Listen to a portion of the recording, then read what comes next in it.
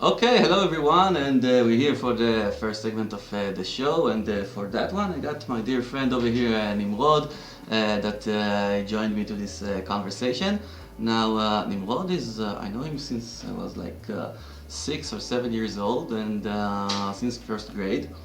And he's an amazing guy. I think that on top of all, the biggest memory I got from this guy is that he was my dungeon master at 5th grade or something like that. And for me personally, no matter how much we'll be friends or whatever, for me you'll always be the dungeon master. So this is kind of like a unique respect that I owe to that man. How are you, Nimrod? I'm excited to be here finally. Okay. Welcome to ESH News. Yeah. Yeah, good. I think that Nimrod is a suitable speaker to join me with the topic that we are about to speak right now, which is Flat Earth Hebrew. And I guess Nimrod, I kind of like gets him like an expert in Hebrew. I don't know, I consider myself some kind of like an expert in Hebrew, so whenever I kind of like give this title to someone else, it means a lot. I will stop soon to be fluid with you. Yeah, I know it's a bad translation. This is what we're talking about here in this segment about translations and about the Hebrew language. And let's just start with the beginning. Yes. Yeah, begin. Okay, good. So, in my perspective, or at least my knowledge or my sense, okay, I always think that the Hebrew language is very special, okay, for all sorts of reasons, particularly that we got like the Bible, which is the biggest book ever, the biggest creation ever. I can't even like define it as a book. It's kind of like it's a whole creation, which was written originally in the Hebrew language, which is my mother tongue language, and yours. And for that, I feel pretty much lucky that I got the opportunity in this lifetime to be born with this language. But besides that, it's kind of like it has deeper meaning than that, I believe, than the creation of the Bible with that language. There is something bigger that was created, which is the word, I guess, right? Yeah. The Hebrew language was supposed not to be here with us today. It was supposed to die as all other ancient languages from that period. So right now you have in universities somewhere in the United States someone who's an expert in Akkadian, is an expert in ancient Aramaic or different sort of ancient languages. And you don't think of the Hebrew as such a language because it's being spoken today, and as a matter of fact was being written and talked on for the past all the past millennia. It was kept hidden kept used by the Jewish people throughout their journey throughout the world in different languages and through all the different diasporas that the Jewish people have been in, but they kept the Hebrew. This is why we understand today, like with our modern Hebrew, we still like get this Bible, and we understand it. And that's like, it's a great gift because it's an ancient book in an ancient language that nobody was supposed to know. And we happen to know it, like we can read it easily. It's just a book to us. And yet when we read it, we marvel at how complicated and beautiful a book is. And this book was even like in ancient times was translated back then to so many different languages. And right now people in the United States are able to read this book, and as a matter of fact their whole religion was based on this book and everything was based on this book, but they don't really know how to read it. They only read the translation. Okay, and this is problematic in your perspective? It's very problematic. Okay, why is that? Because imagine if you're reading like William Shakespeare, and you read it and you know all the different plays and the characters, and you really know how they say it, right? You read Shakespeare, you read the master, how he wrote it, and his language and his depiction of the people and the language that he used is essential to this. But if imagine you were you knew like you knew Farsi, and you were walking down the street and you found like, oh, this is William Shakespeare. His English is very good, and you read it and you read it like you try to read it. You read the Farsi translation, then for sure it will take you like a few decades to even begin to understand how amazing this book is. Because you'll be lost in translation, because great literature is lost in translation. That's the sad thing. So you when people read in the United States the Bible, they don't really read the Bible. They read a translation to English, which in this was a translation from Greek. So read a translation of a book in an ancient language. Yeah. I think that we'll get to that with the history of the Hebrew and the Bible later on. But let's start with the word itself. Okay, the word, the creation itself. How did it start? And it's kind of like related to the language itself, right? It's funny because you like the book of creation, like Sefer Bereshit, the book of creation, the 6th day of creation. And you can read it and you think it tells you the secret of like how it did all begin. But when you read Rashi, the most amazing commentator on the Torah ever, and he's starting to read Bereshit, like what his first like question, what does he have to about Bereshit is, why do we start from here? It's the Torah shouldn't start from here. It's no, the Torah should start from Chodesh Hazeh Lachem Rosh Chodeshim, the beginning when the people of Israel became people in Egypt. That's where, and they got their first commandment. That's where the Torah should begin. That's the book should begin from. So why does it begin from the book of creation? Why should God trouble himself to make all this great fuss about this, telling us the creation? Why? Because he wants us to know how it all so happened, so the Jewish people became to go to Egypt and was freed in the Exodus and became to the land of Israel. He wants you to know all the fine details of how it happened from beginning of creation, because creation was created for that. The reason the creation was created is for us. Is for us to be able to live here as part of creation and realize that we have an eternal bonding with the God Almighty. I'm thrilled from your speech. I'm kind of like hypnotized, and this is what always happens when I'm talking to you. Now about the creation itself, okay? It was created with some kind of like vibration, some kind of like sound, some kind of like a word. It was written. How did God create the world? How did he create it? How did he do that? It's said explicitly. Over here? Over here. Ooh. How did you do it? Like, how would a person create a world? How would you create a world? How can we create a world? I think that we all, like as humans, have the same kind of like quality that God has. That we are creators in our own way. Okay, how? So if you want to create a table, you take a hammer, you take nails, and you take wood. You make a table, right? Yeah. But if you want to create a world, what is your tool? Do you need a tool to create a world, and which tool would it be? So it seems like an interesting question, right? It's kind of like hard to find a tool because there's nothing around, right? How do you to define what is the world? What is a world?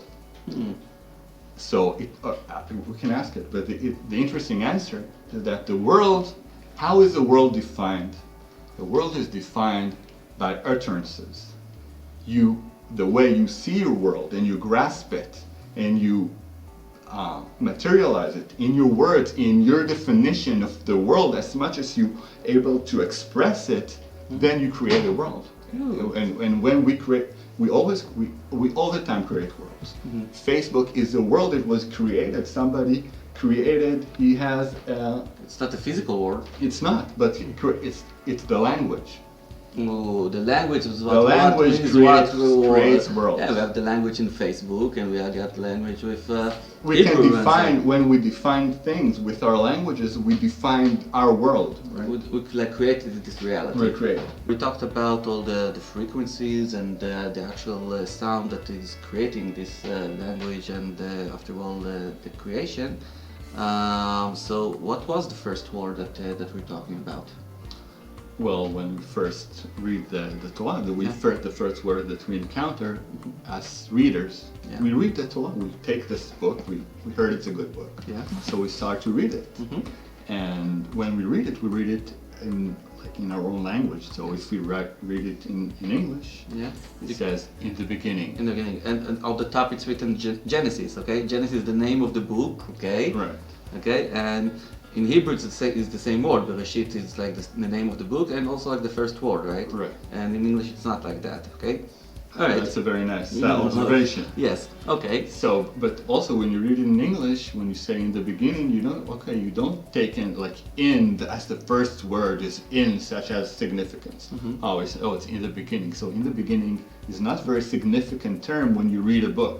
In the beginning is just a very common way to start a book. In the beginning or once upon a time. So in English it's not very It's special. very common, Yeah, but it's in Hebrew. Hebrew. When you read it, it's Bereshit. Bereshit. And they say, but I don't like Bereshit. What does it really mean in Hebrew? Yeah, it doesn't really like has a common use in modern Hebrew, right? But you do say Reshit or Yeah. Bereshit Zmanim. You have like terms that use this Bereshit. But what? Whenever you use it in modern Hebrew, you usually relate to this Bereshit chapter, this Bereshit book.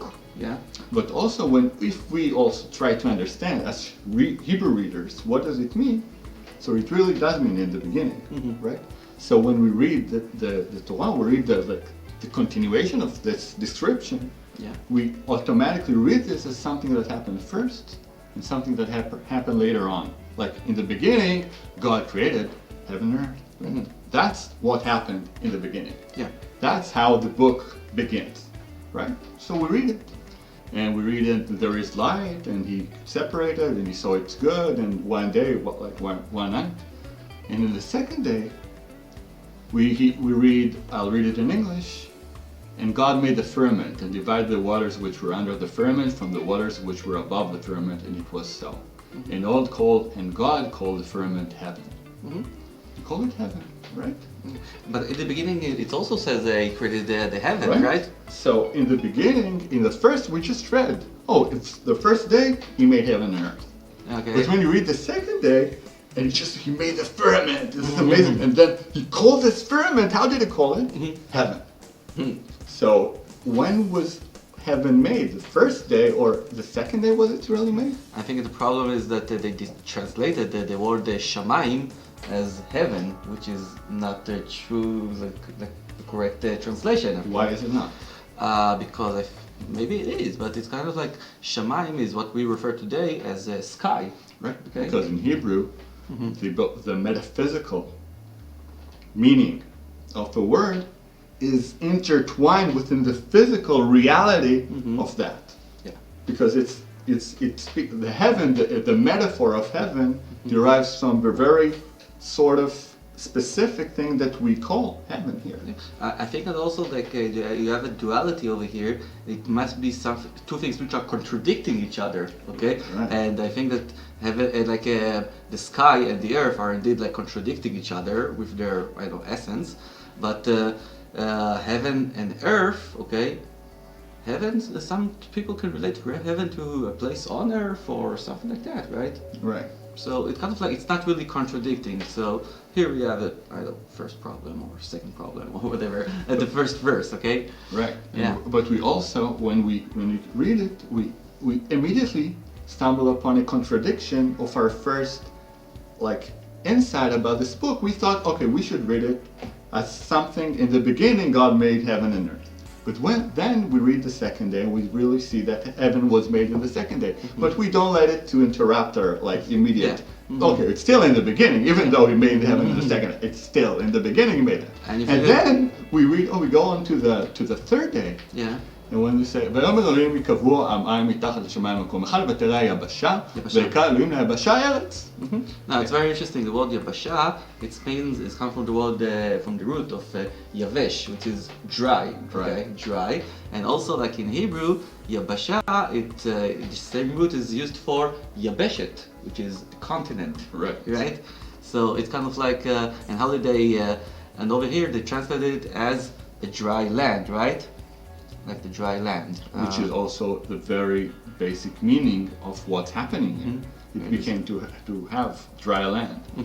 But my point was that we saw in the second day that heaven was made, right? From the firmament. In the third day was what was made?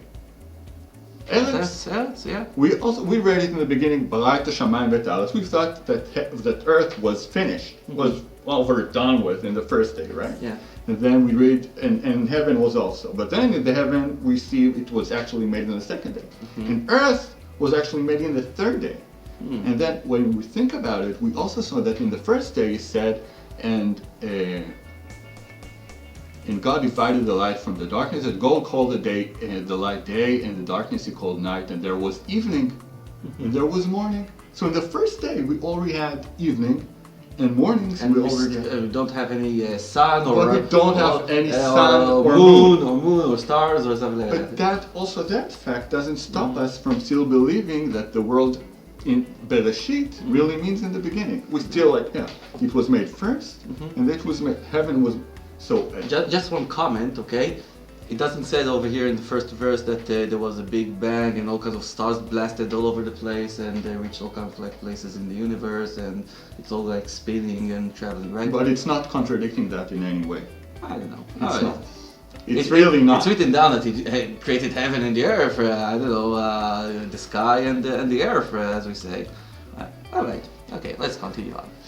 Yes, so we're going to the fourth day, right? So we also see that in the first day, yeah.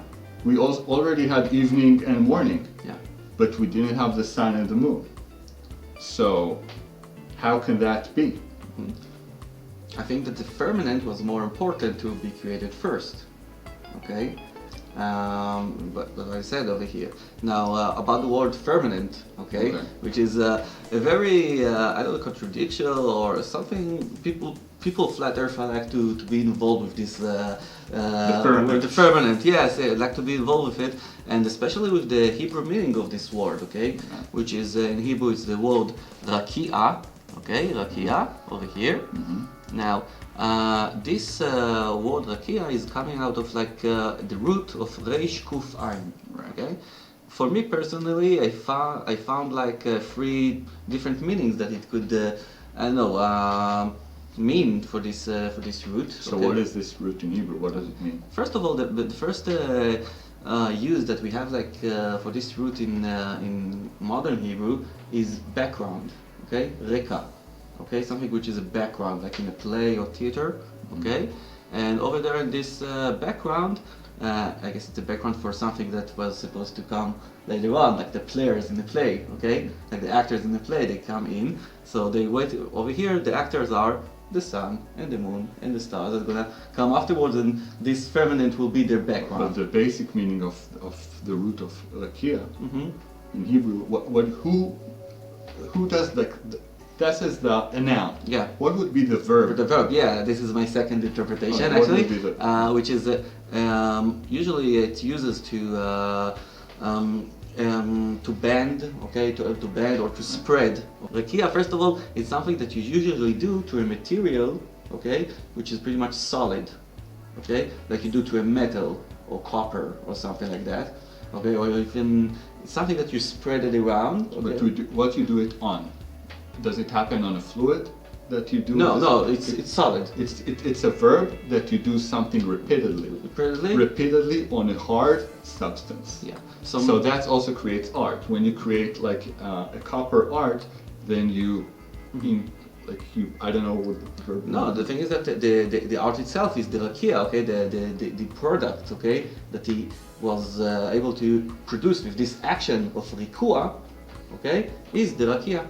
Right. Okay, so this is the second interpretation, and the third one is what you said about the animals, or just like the word itself in Hebrew, which is reki'ah, okay, to stomp your feet, Right. okay, stomp your feet. Now, how is that related to flat Earth? Is that if we're saying that God Almighty is sitting, He created the firmament, and He's sitting on top of the firmament in the heaven, okay, so He's sitting on His throne, and His feet are like placed on the firmament, on the top of it. So he's stomping his feet. Rakia is the place that is rokea his feet. That's beautiful. That's beautiful. Yeah, it's very like I don't know, very creative thinking. Okay. It's very also very. Cinematic even, right? My only point I want to say about this, that if you're really open to change your beliefs, you were open. You said you were born to a healthy, safe, and believing world, and then you transformed. You really saw the light. You really saw a greater truth. Yeah. Of, Right. like that nobody else believed, like Abraham the patriarch. He was a single man against the whole world. Yeah. He was the first one. There wasn't anybody like him. Nobody to teach him the ways. He got it by himself. So it's also like a metaphor for every searcher who found something. So if you're searching and you found something and nobody believes it, and you only believe it, then you must be an open person. You're open to change, open to changing ideas, brave enough to try and to dare and to stand your own beliefs. You have to have certain traits to be able to do that sort of stuff.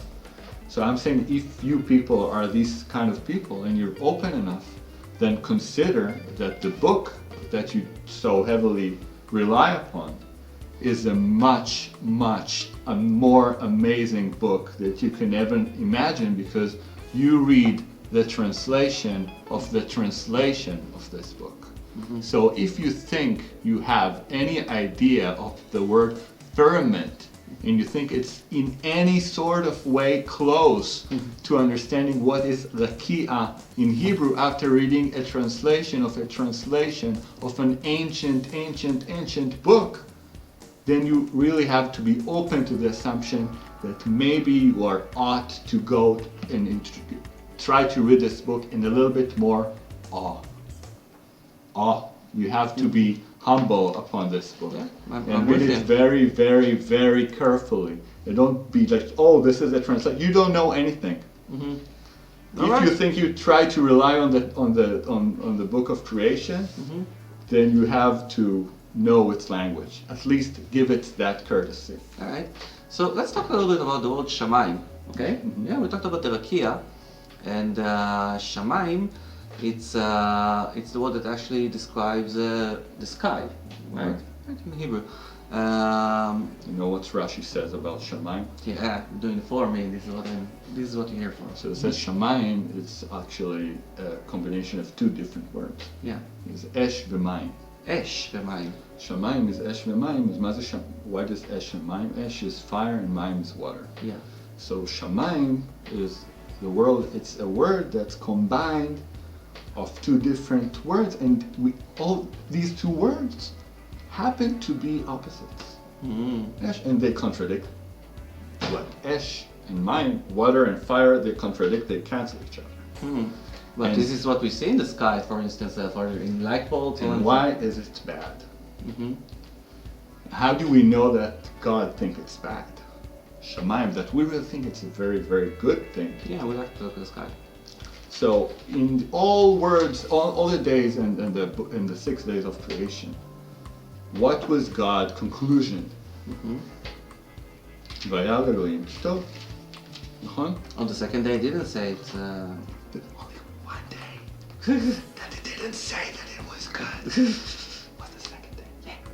The second day wasn't a good day. No. The first one was good day. It's like the second record syndrome. Yeah. He had a good first day, an amazing first day, and then he's tried to do the second one. Yeah. And it doesn't go so well, because what's made in the second day is contradiction, is conflict, is harshness. Fire and water. The opposition meet in a bad way. Ooh. We have oppositions. We have heaven and earth, and they're gonna meet. Mm-hmm. But their meetings are traumatizing and hard. It's a hard Shamayim and earth. Heaven and earth are very, very different. Mm-hmm. Very common interpretation they're giving to Shamayim with flat earthers is that it's Sham plus Maim, okay? Meaning Sham is over there, okay? And water is Maim. Meaning that they're saying that that God with the firmament separated between the water below the firmament, the water above the firmament. So they're saying that Shamayim is where the water is, like over the external water.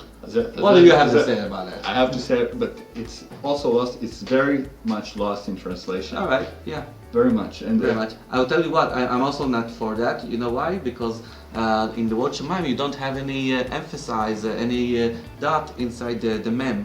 Okay, that it means that it came from two words. Besides that, we got also like in the Shamayim, we got also Kippat Shamayim.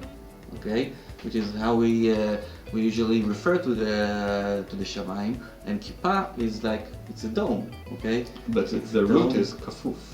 Kafuf. Yeah, it's like a kafuf. It's like what you said earlier about the Kia. Okay, Meruka. It's kafuf. It's the same. It's the same kind of like physical shape. Yeah. And it's a shape that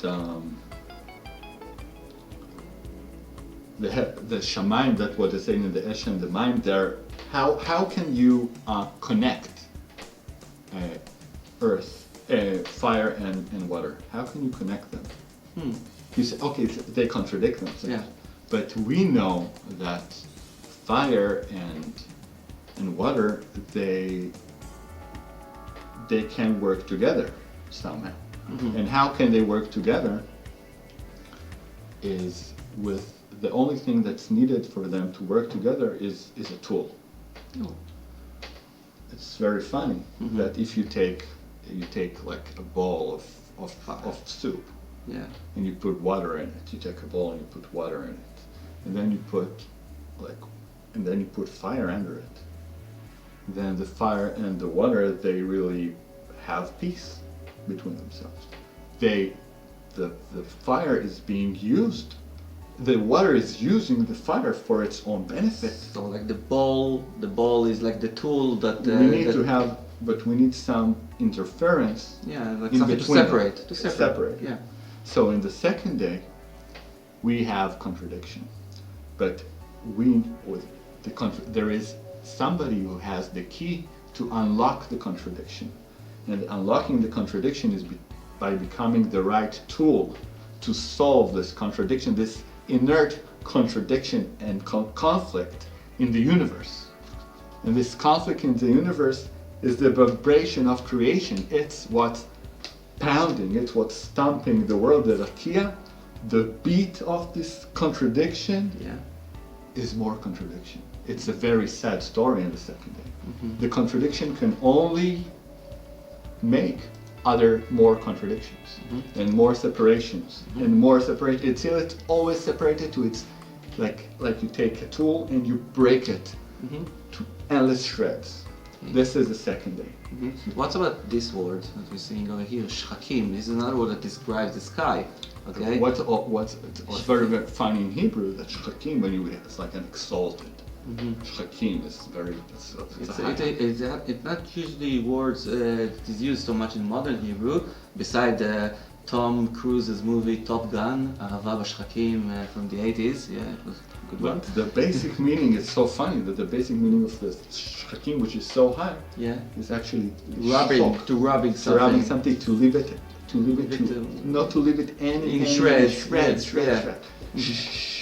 Shochek. You take matter and you rub it, and then no matter is left. Yeah. This is think how wise idea of it. What is the shchakim? You have to take a person from earth. He's made out of earth, and then you have to put it up in heaven, right? He has to be devoured of all of his physical state. you have to לשחוק אותו, Oh, so in order to get there, it needs to be like completely devoured. yeah, after doing a long way. Okay, great. So let's go to the fourth day. Okay, we talked already about earlier about the third day, and over there in the third day you have twice kitov, right? Well, we have twice because we got also the land was revealed, right? The land was revealed, and it also created the trees and yeah, and the fruits and everything. Yeah, and we have over there, I think. Very But also it's very, very important that it's the third day. Yeah. We know that we until now we saw in the world, we know day one. Yeah. Day one was complete. In Hebrew it says Yom Bimkom, it's not Yom Rishon, it's not the first day, it's day one. Day one, okay. D-Day. Day one, and it's amazing day one, it's completion, heaven and earth. Amazing production. Amazing Yeah, production. yeah. And the second day, we know the second day, we read it. And then, but it's the second. The second is always in the shadow of the first. Yeah. He's the second one. We know the first one. The first one was like the thing, and now the second day is second. Yeah. And what's about the third? Third. What's the role of the third day? What's the role of the third? We are on the fourth day, correct? And on the fourth day, God created the me'od. How is it translated in English? The lights. The Yeah, lights? Yeah, lights. Let's see over here. Just a second. It's this one. Okay. The lights. Yeah, God created. Let's say it from a bit closer. Yeah. On the fourth day, ויהיו למערות השמיים, and let there be 4 lights in the firmament. Let there be lights in the firmament. Yeah. So what is lights in the firmament? What is lights in the firmament? This is where it refers to the stars, right? Okay, to the stars. You put them inside the firmament. No, but I want to concentrate on the word lights. Lights. What does it mean in English? Or what does it mean? Light. The source of light. Yeah. So here, when you say source of light, yeah. Now. When you read it in English, you say let there be lights in the firmament. Yeah. It's a problem in English, okay? Because the word in Hebrew is ma'ol, okay? Right. So what's the difference? Yeah, ma'ol is all is a light. Right. Okay, all is a light. Ma'or is a scale, okay, that gives him some kind of like an object term. Right. So what? And then if you be specific, what kind of the object? What's the object relation to the light?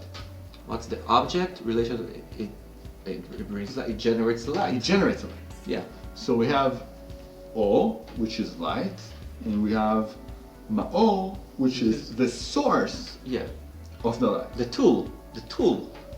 The instrument. The instrument, Yeah. but we know that the Ma'or is. It's like makom. It's but like makol. It's not the light itself. No. Yeah. It may be the source of the light, Yeah. but it's not the light itself. And then because it's ambiguous. Ma'or could also be that the thing itself is made of light. That's the reason it radiates, right? But there could also be that Ma'or means that I am the source of the light, but I'm not lit, unfortunately, or not unfortunately, I'm not. Okay. And it so happens that those two Me'orot, the two lights that we now understand are two the main one and different lights should be like the one light that may be radiating on its own, and the one light that's only a reflecting a radiation. This is like by the. This is what happens. Yeah. The sun and the moon. The sun and the moon. So the two Me'orot are the two division of the idea of what is Ma'or. So, and this idea of Ma'or, which we just now learned, is it's a division of quality. So if the first quality, the thing that radiates light itself, it's the light and it's the source of the light. It's not only the source of the light, it's also the light itself. And the second Ma'or, it's not the light itself, but it shines the light. You're talking about the stars? About the sun and the moon, The sun and the moon. specifically. Okay. The relationship, the intertwined relationship, the bond between heaven and earth, which was traumatizing in the first days, is now coming to a harmonious dance between the moon and the sun. And the sun, And they have to be like close to each other. they have to be revolving, they have to be in the same in the same shape, in the same size, but in relation to each other. in relation to each other. The sun and the moon, that's what's so amazing. I think in the Hellenistic model, what's so amazing is the idea that the moon and the sun, which we would assume that the sun is so huge, it's like the center of the universe, right? It's everything that it's the center of everything revolves around it. It's the sun, right? Yeah. And then there's a star there. This is our star. And then we have a moon, which is much smaller even than us, and like it's only in relation to us. Actually, the moon. Yeah. He doesn't. It's not a part of anything else. He's relating to us only. Yeah. And we know him. Of course, it's really close. We know the moon, right? So But somehow, does the sun know about the moon? We know that the sun knows about Earth because sun benefits Earth, it creates life. Without the sun, there is no life on Earth. Yeah. So we know that the sun benefits the Earth. But does the sun know about the moon? How do we know if the sun knows about the moon, if it can benefit the moon? Okay, and if we already talked about the moon and the sun and their relation, let's talk about the moon in specific, okay? And the Hebrew meaning of it, okay?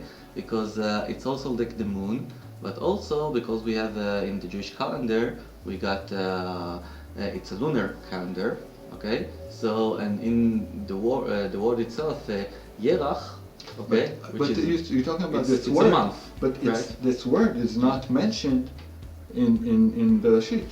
When you The read word it, Yerach? yeah? Let's see.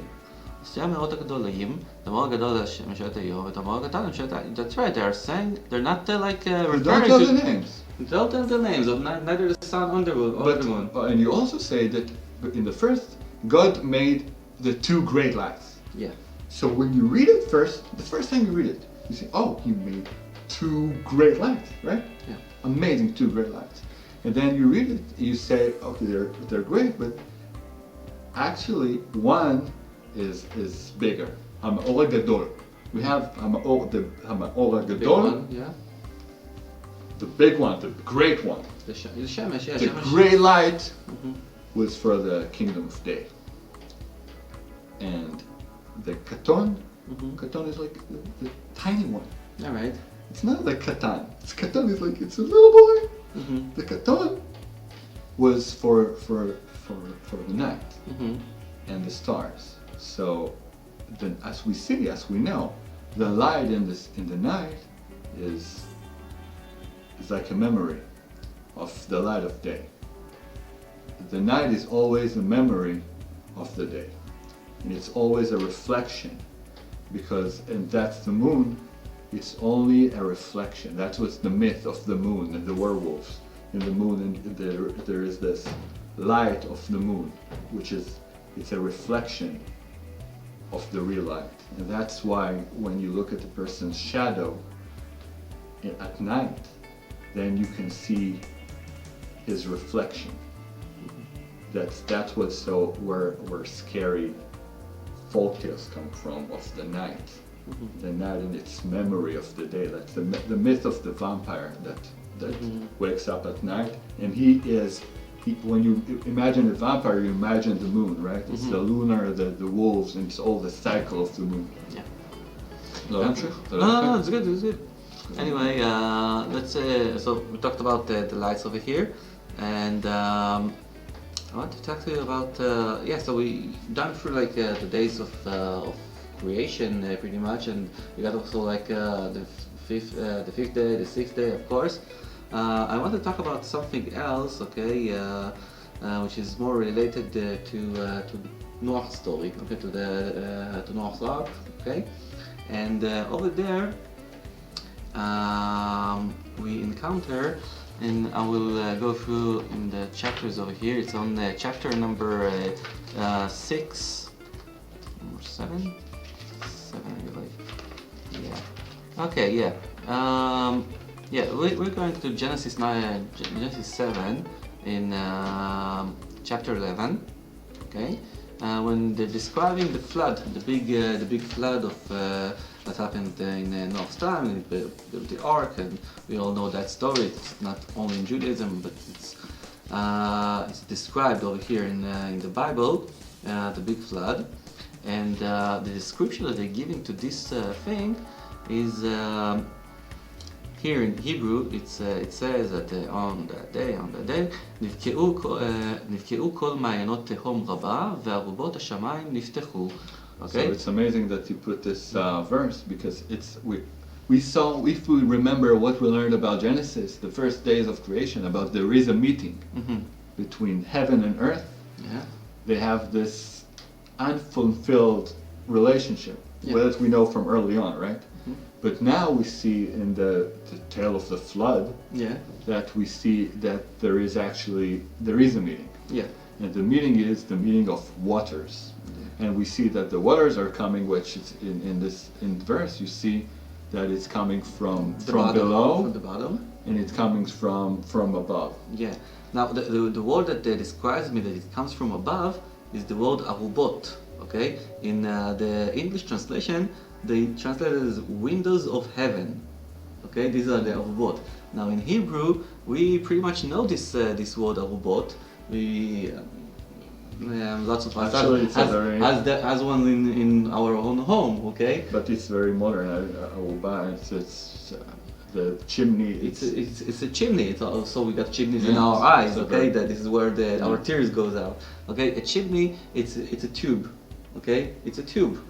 Okay. Now, when they're talking over here about arubot hashamayim, those chimneys of the sky, okay, it means that in order to produce this flood, God didn't gather like a few clouds, okay, and made it rain for 40 days and 40 nights, okay. If we talked earlier on the second day of creation that God created the firmament and created water above the firmament, okay. This was the exact time of the flood when he just opened the tube inside the firmament, okay, this is what is arubot hashamayim, okay, inside the firmament, and all the water, the external water, just poured on the ground, okay, like a big waterfall, okay. This happened for 40 days and 40 nights.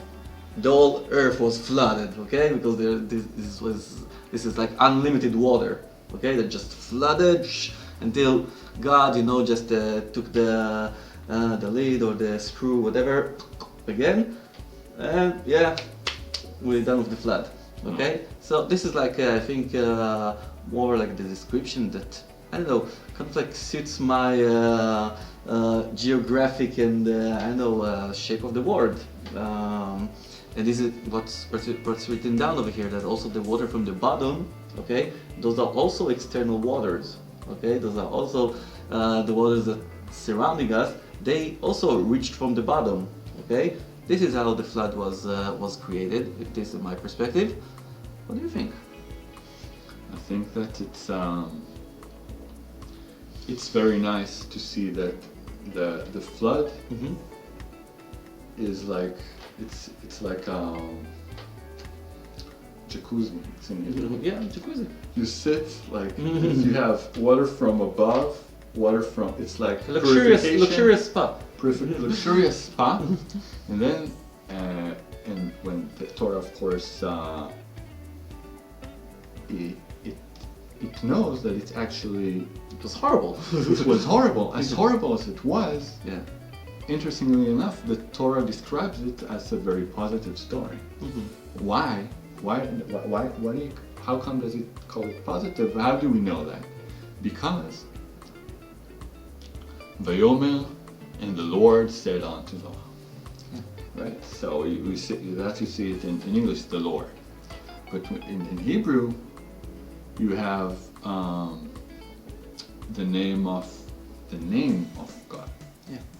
So you see, like in English, when you translate it, you see, and the Lord, it's a general, the Lord. But here, when you see it in Hebrew, you're not even allowed to say this word.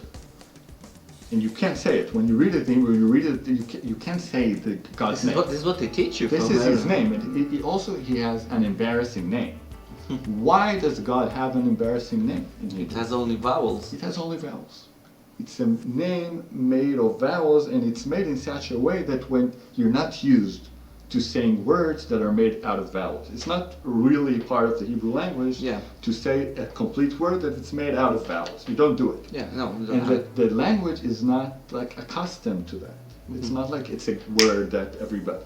It's not in any sort of building block of what we do. Or pronounceable. So when you pronounce it, it sounds like... It's like you don't know how to pronounce it. You don't really know because you never... It's not a part of your language. So it's... And it's so funny that the Torah keeps it that way. And it was... The only time that it was able to speak was one time a year. Was this word allowed to be talked by a person was when the whole Israel came to the temple in Yom Kippurim, the most holiest, the day of the Jewish people, when everybody gathers in the temple, the holiest day, they fast, they become like angels, forget about all their sins, they're being there for the first time. And then, only then, the biggest priest wearing white and gold clothing says the name of the Lord. So, and the word of the Lord is so humbly enough, is a word that has only vowels. So God wants you to use him in your language as he is the vowels, he is the movement of your life. He is only the vowels in your life. So you have to take the vowels and to make the movement on your own, because he only tells you vowels. He's very, very abstract. It's that abstract. So then when that God makes the flood, it has to be a good thing. He can't be like a vengeful, angry. He is like the movement of creation, the beneficial, everything good. So this is actually, why is it good? Because afterwards, the world was given a second chance. You blew it. It was terrible. And now somebody was there, and all the animals were there, so like a person, like there was an entity for every entity on earth to be there and to understand we did bad. That's what we do. We do bad. That's our inclination to do bad. We're only bad all day. Also, like Noah afterwards, it's just everything is going to be bad. But we know, and he knows, how bad it could get between us. That he really wants to finish it all with us. And we have to take that into consideration. And the first one who took this under consideration was Nimrod. So we had a flood not too long ago. Why wouldn't it happen again? Why wouldn't it happen once? We're still a fucked up nation as we were before. We're still the same old fuck. But it could happen again, okay? So I guess what we need to do is to go upstairs and plug these chimneys, okay? And this is how we make sure that it at least won't happen again. This is what he tried to do, right? He was trying to do so using what? What was his tool for building the Great Tower? Was he building it out of what? We used man, right? He used man. But what was it made of? And how was it made? It was a great technological achievement. The Tower of Babel it's a startup. It's a technology. So technology is always unique. What was their technology there? It was a creation. They made a creation that was supposed to get them from earth to heaven. They had a plan. He had a plan. Like they had a king over them. And nobody could stop them. Was a giant or something? Why like that? wasn't it? No. No. Why weren't we able? Just a little. Why nobody could stop them? because they had one language and few utterances. שפה אחת ודברים אחרים. They were speaking the same language, and they were speaking it uniformly. Mm-hmm. They were unified in their spoken language, in their ideas, in the way they interacted. They were unified. And the communication was sufficient enough to create all this. It was so amazing that nobody could stop them, and they were aligned together. Mm-hmm. So, God was so that the power of the union of people is so great. It's so blessed in this world that nobody can touch it. If the people are unioned, then nobody can touch them.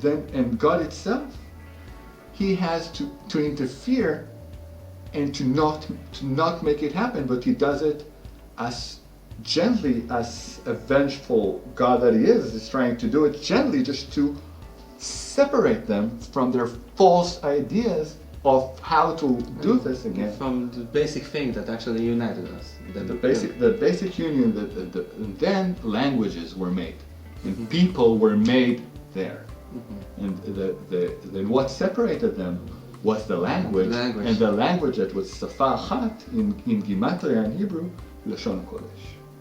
The language that they spoke of course, it was Hebrew. Yeah.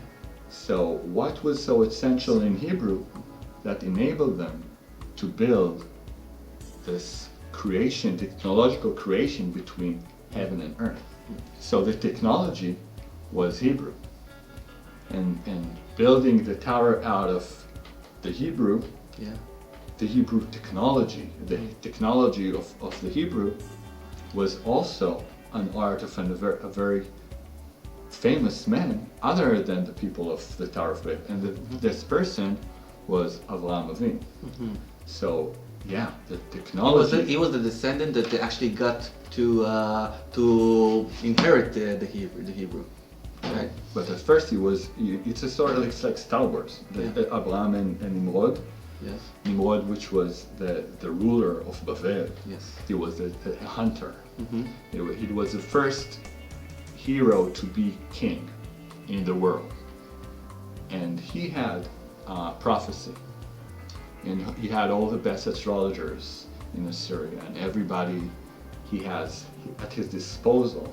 The technology and the vastness of astrology and all the ancient and arcane arts of the East and lore, and he had everything at his disposal. And one day he was told by his seers in the stars that there was somebody born that's gonna take him over. And that was Avraham Avinu. And Avraham, how could he take him over? He wasn't strong. How did he do it? Because of the barrier of the Hebrew language. Because he understood Avraham Avinu that above all the power of the powers of this world that can be, all these powers that can be, and everything rules you. Everything it moves you in its own power, and you move. Inside of it, there is a place that is free. And this freedom that is unbounded by anything, is a freedom of will. If you will something inside yourself, nothing can overcome it. There's the biggest power in the world is will. Mm-hmm. That is inside a person, his will is bigger than everything. Yeah, it is. Let's go a little bit with the Hebrew language itself, okay, and the roots, okay.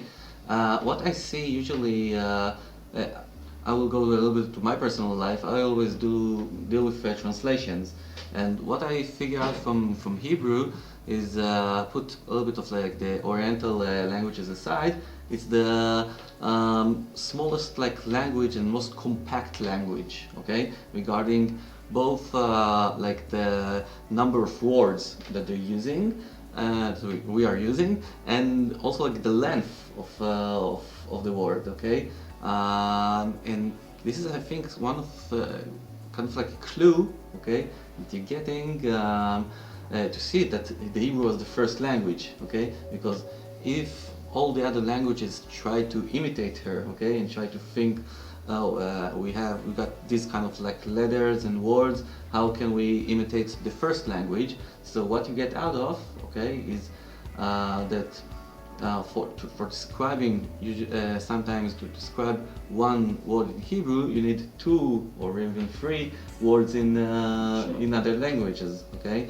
Or even if you're talking about the letters themselves, okay? If you want to create with different letters a sound, which is kind of like a Hebrew, the Hebrew letters, okay? Sometimes you need to use something like more than one letter to describe it, okay, in all sorts of languages. This is why the word comes out bigger, and the sentences go out a little bit bigger.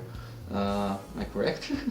I don't translate, but it sounds amazing the way you describe it. I guess so. This we're getting to the point where the Hebrew language is like spoken throughout like so many generations, okay, and everybody start to I guess know the Bible, okay, as a holy book, as a book that's supposed to be like important, and we are getting to the point that it's being firstly translated, right? What actually happened over there? I believe it was for Greek, and it was made in Alexandria. I'm not remember yet. Yes. What happened over there?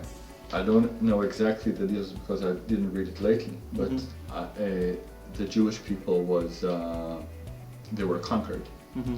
Of course, like in all their history, they were conquered, but this time they were conquered by the Greek, I think, and they had, now their kingdom was in Egypt. They also had influence there, and they conquered the Hebrews, and of course the Greek. Very big library over there. They have a library there because they appreciate knowledge and different intelligence and wisdoms and art, and they collect that. They have no objection against it. On the contrary, they know that it has wisdoms that the great king could use, or they have wisdom there. So let's absorb its wisdom.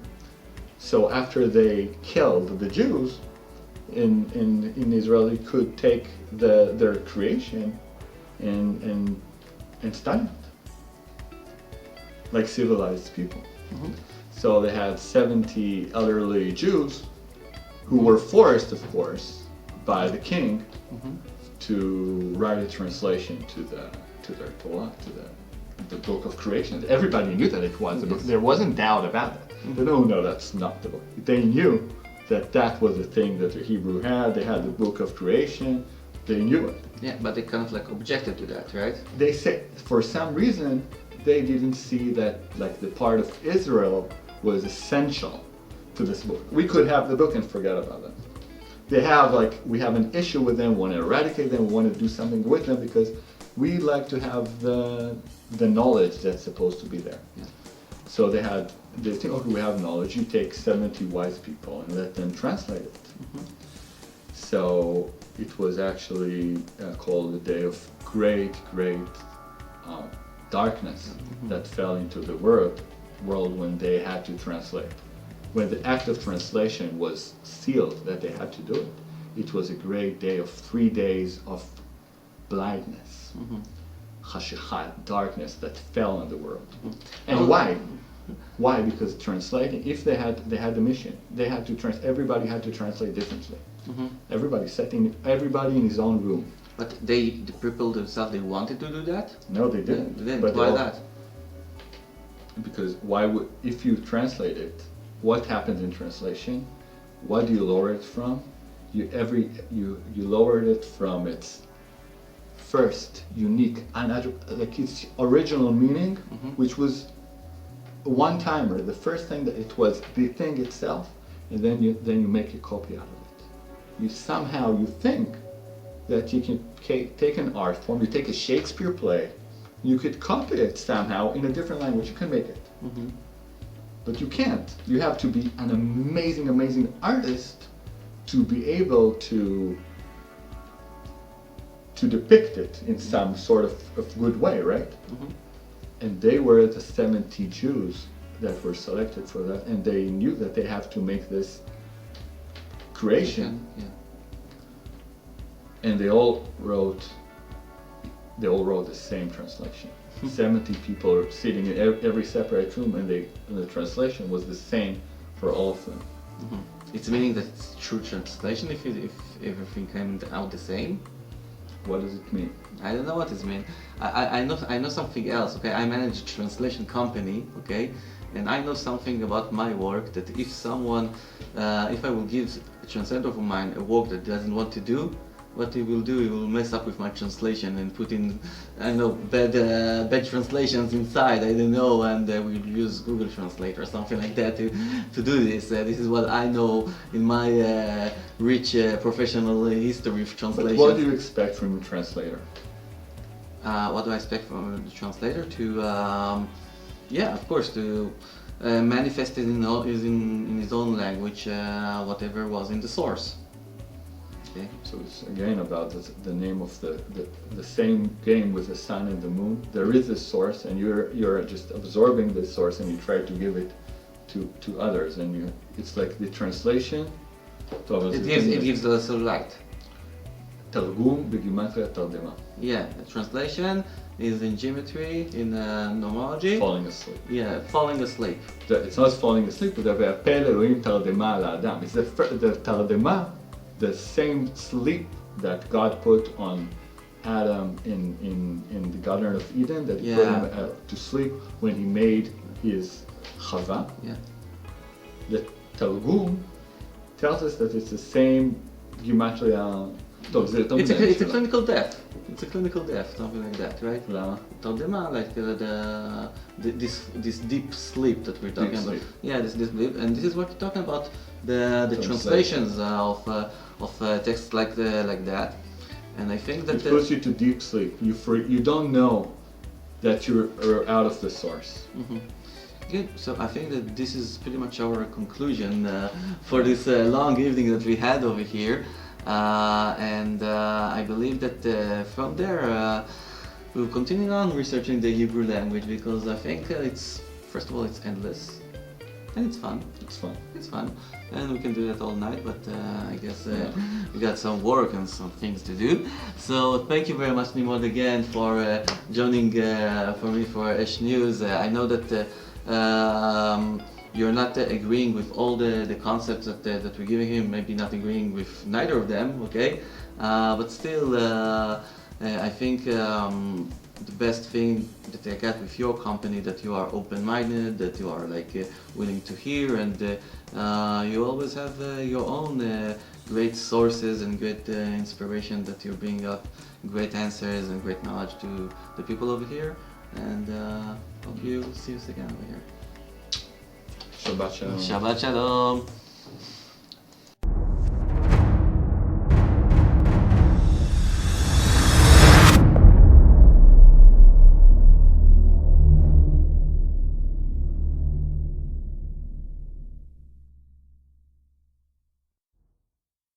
על פי מדעי הטבע, האדם כלול בטבע.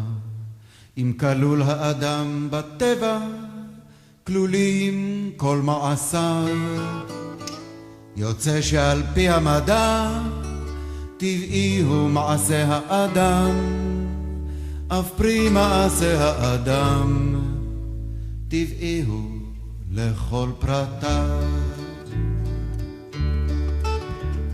שני התולעת, כור העכביש, לחת השבלול, יערת הדבש, כפרחים מפלסטיק, כדשא סינתטי, הנמשכים ברצף ממוח ברנש.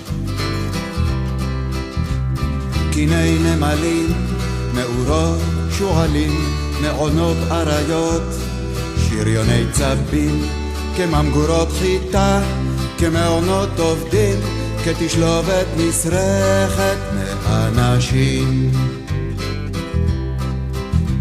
כקליפת אגוז, כחרצן אפרסק, כבד שורשים, כשלכת עלים, כן סירה בים, חתיכת אורניום, חנות תשמישי, ירחוני נשים.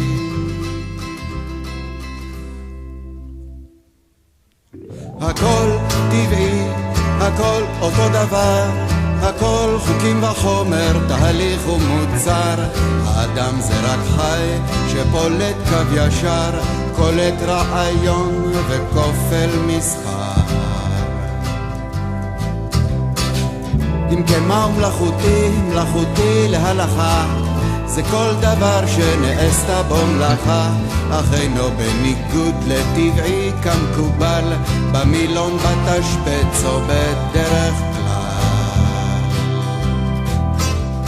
אמנם לפעמים שומעים דיבור על חזרה אל הטבע ועל ניכור, אך הטבע זה אנחנו, זאת יש לזכור, על פי המדע אין לאן לחזור.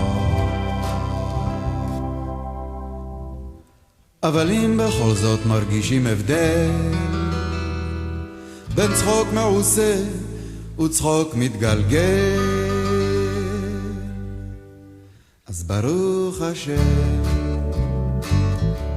תודה לאל, ברוך השם, תודה לאל.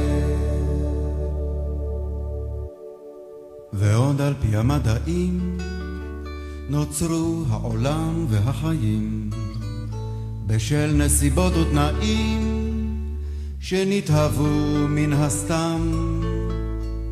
מן הסתם, מה זאת אומרת?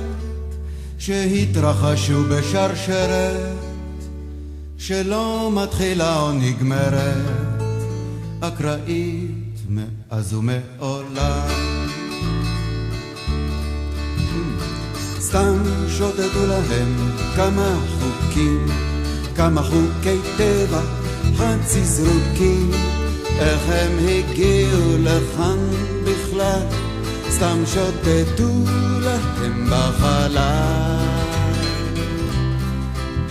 והנה עולם ממש לקראתם, עוד קבוצת חוקי טבע גם כן סתם. ואם כבר אז כבר התחברו הקבוצות, והיו פיצוצים ושלל ניצוצות. כך סתם פגש חלבון את חלבון, בחום היפה, באור הנכון, ומהם יצא חלבון עם כישרון, והתכשיט כבר יודע לעשות חשבון. סתם. ואני מסתובב לי מלא כוונות, מלא תוכניות, עתיר תרבויות, מלא חשיבות, שואף משמעות, אומרים לי שכל זה מן הסתמיות. קצת מעליב, מאוד מעציב, על סתם אני לא הייתי שם כל כך הרבה תקציב, ועוד עם סרח העודף זו המטה שארית, נידופת קרינה עם אימת האחרים. כן, יש בעולם הזה סתם וסתם, וסתם וסתם, שהראש נסתם ונתקע במרקע שם איזה מדען אפס ממלמל, אם ירצה השם ועוד סתם מתנצל. אך כל עוד בעולם יש עיקר וטפל, ויש עוד כוח להבחין בהבדל, אז ברוך השם, תודה לאל, ברוך השם, תודה לאל. עד מתי אהובתי ניגרת עוד ניגרת על סלע הלב? מתי כבר תימס האבן, תימס האבן ויפרוץ כאב, כאב.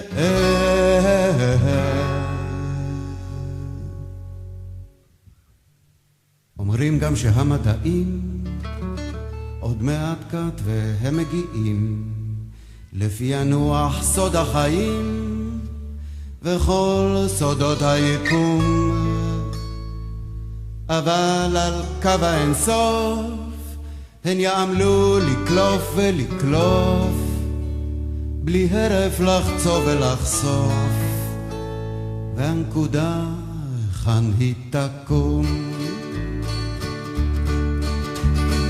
כמה ספרות אחרי הפסיק, כמה שנות אור שופך עוד חלקיק, קרן תשלח תפתח עדשה ליד הנגלה סתומה חדשה. תאיץ במחשב אותך מגשש בכל דבר ביד ממשש, אז עד איפה אתה יודע, עד היכן אתה מבין, עד לאן אתה רואה, משם אתה מאמין. גם אם לא תודה חסר ענווה, תראה לאן תקעת את האהבה, מצמיד אלקטרודות, אפילו מזמין שתדלניות להרצות בוועידות למי.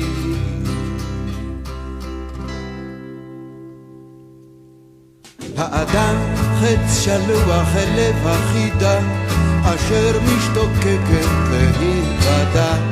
ריבועות נקבים מנסים, אבל רק דרך נקב אחד נכנסים. והמדע הוא רק נקב אחד מרבים, חותר וחופר ניצוצות ושבבים. אך כשלהוכיח איננו יכול, אז בכוח הוא הולך את הרוח לכבול. אמנם יצא האדם מן הקוף, מתי כבר ואיזה יצור הוא מעצמו ישלוף. דרך אגב לא רואים כאן אדם שייתן כבוד כלשהו לאיזה קוף מזדקן.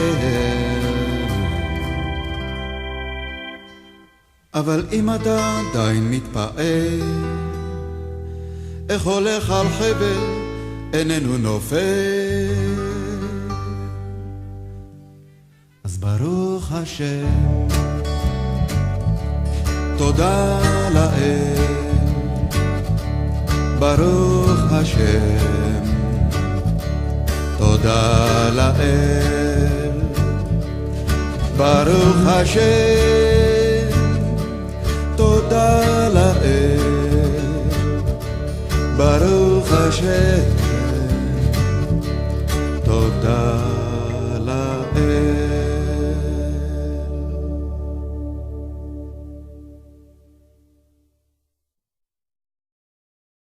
Right, hello everyone, and welcome to the second or third segment of this show.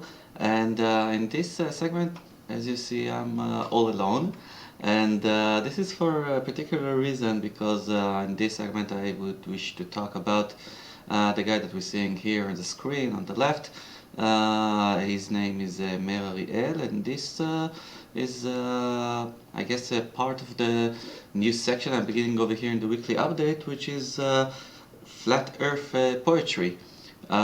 In this segment we're going to talk about, favorite song, and we're going to analyze it with poetic sense, and to see what this special song means and how this particular song related to flat earth theory. And for this time I chose, because we are speaking about the flat earth Hebrew, which I chose to talk about a song in Hebrew. And for me in person, my first pick was this guy Meir Ariel, which is actually for the last 20 years or so my favorite singer. He actually passed away 20 years ago in the year 99, and commemorating 20 years to his death. And I think he's a very unique and special singer in the Israeli singing world, and I do believe that he's the best songwriter and the best poet that we encounter in our little country. And even in let's say, a universal level or world level, international level. I believe that is very unique. His style kind of like reminding, if you want to compare it to someone, so it could be reminding you of some kind of like a mixture between Bob Dylan or Johnny Cash. He's well known as a kind of a storyteller, a troubadour, a traveling singer, whatever that gives his words, and he has a very particular point of view and observation on this word.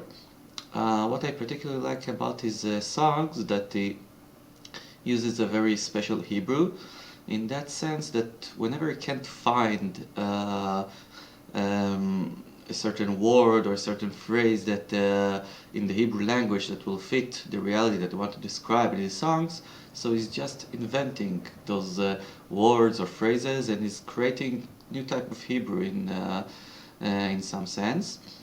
And because of that, he got a lot of like phrases and common words that got into the English, into the Hebrew language itself in all sorts of places. So, and in this segment, I'm going to talk about his song that I wrote it down in the bottom of the screen. I translate it as What's Up with Science. In Hebrew, it's called Ma Chadash Bamada. In Hebrew, translated like what's new in science, but I think that what's up with science, it's more like fitting the right translation. And in this particular point, I want to state out that this song is in Hebrew, of course, but I did the hard work of translation of this song. And to tell you the truth, it was quite a task to do, because first of all, it was one of the first Hebrew songs that I ever translated, and second of all, it was Meir Ariel's song, which is always complicated and always has different meanings and different layers of content that you can interpret it out of his context. And I especially picked up I think the most difficult song of Meir Ariel, because it's a song which is packed with text. It's a song which is very complicated with the ideas you want to pronounce, and I took myself with this task. I will see what I can do. I'm telling ahead that my translation level for this song wasn't perfect, but I did my best with interpreting whatever I could find. And I think that we will start with this song. I played the song earlier before this segment, and now we're gonna review it and gonna analyze it according to the Hebrew and what actually I got from this song after listening to it kind of hundreds of times, I think.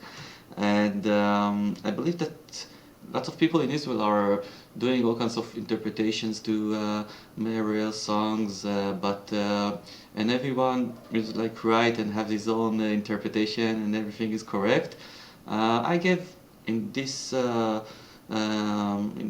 giving in this segment kind of like my interpretation to this song, but it's interpretation through a flat earther's eyes, meaning that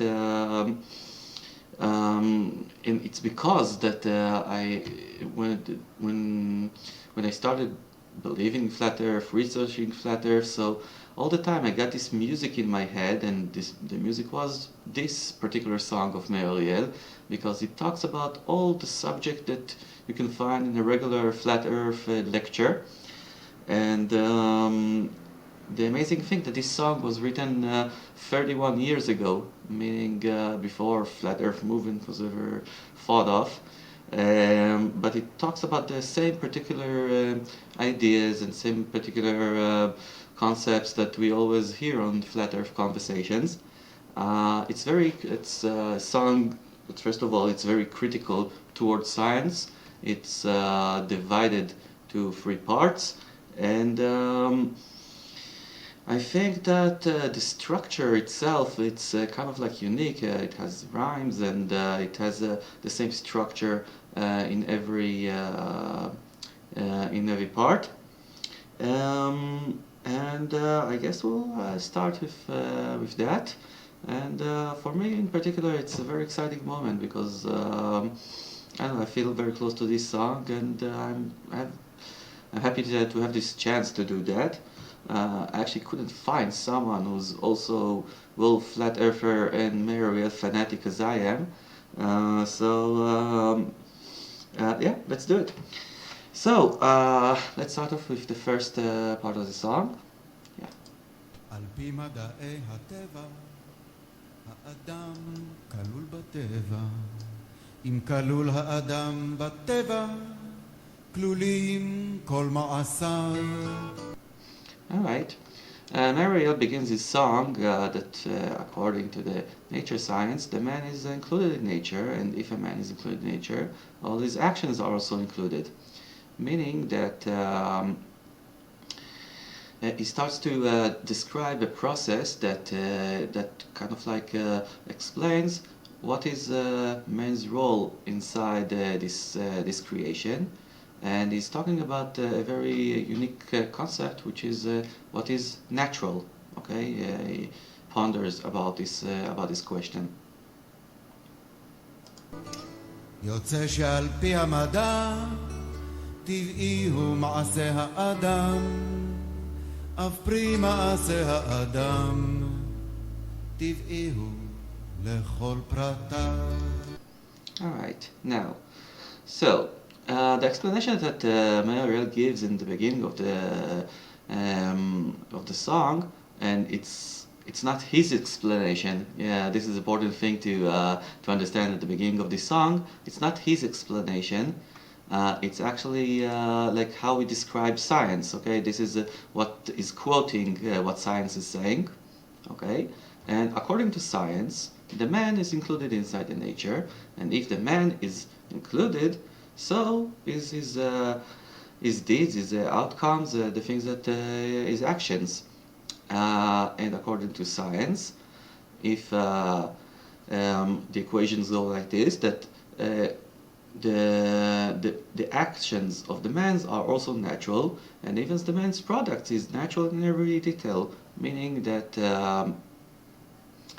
all the thing that the man is producing is also natural. And from this part he started to give the examples of what is natural according to science. And this is actually everything, so let's see. שני התולעת, כור העכביש, לחת השבלול, יערת הדבר. Here it describes things which are pretty much indeed, as we consider, natural. The worm silk, the spider's web, snail's trail, the honeycomb, these are all things that we can easily find in nature itself. But then he kind of like changes the items that he's focusing on. כפרחים מפלסטיק, כדשא סינתטי, הנמשכים ברצף ממוח ברנש. Here he says, okay, very clearly, that all those natural things like the worm silk and the spider webs are the same as plastic flowers, as synthetic grass, and all those ideas are like the same thing. Natural. קיני נמלים, מאורות, שועלים, מעונות אריות, שריוני צבים, כממגורות חיטה, כמעונות עובדים, כתשלובת מסרכת מאנשים. Alright, he continues on, he's comparing ant barrels and fox lairs to grain silos and workers' residence. What's actually the connection? The connection is that science is telling us that if he has these natural things, so also the man is natural, and his products are also natural, like grains of silos or workers' residence, and more examples. כקליפת אגוז, כחרצן אפרסק, כבית שורשים, כשלכת עלים, כן סירה בים, חתיכת אורניום, חנות תשמישי, ירחוני נשים. Here is even going a little bit further with that, and is calling a nutshell, a seed of a peach. It compares it to botancy, a piece of uranium, women's magazines, all kinds of things which are, for us, I know as sane people, looks totally unnatural, if I do correct. So now he comes into the conclusion of science.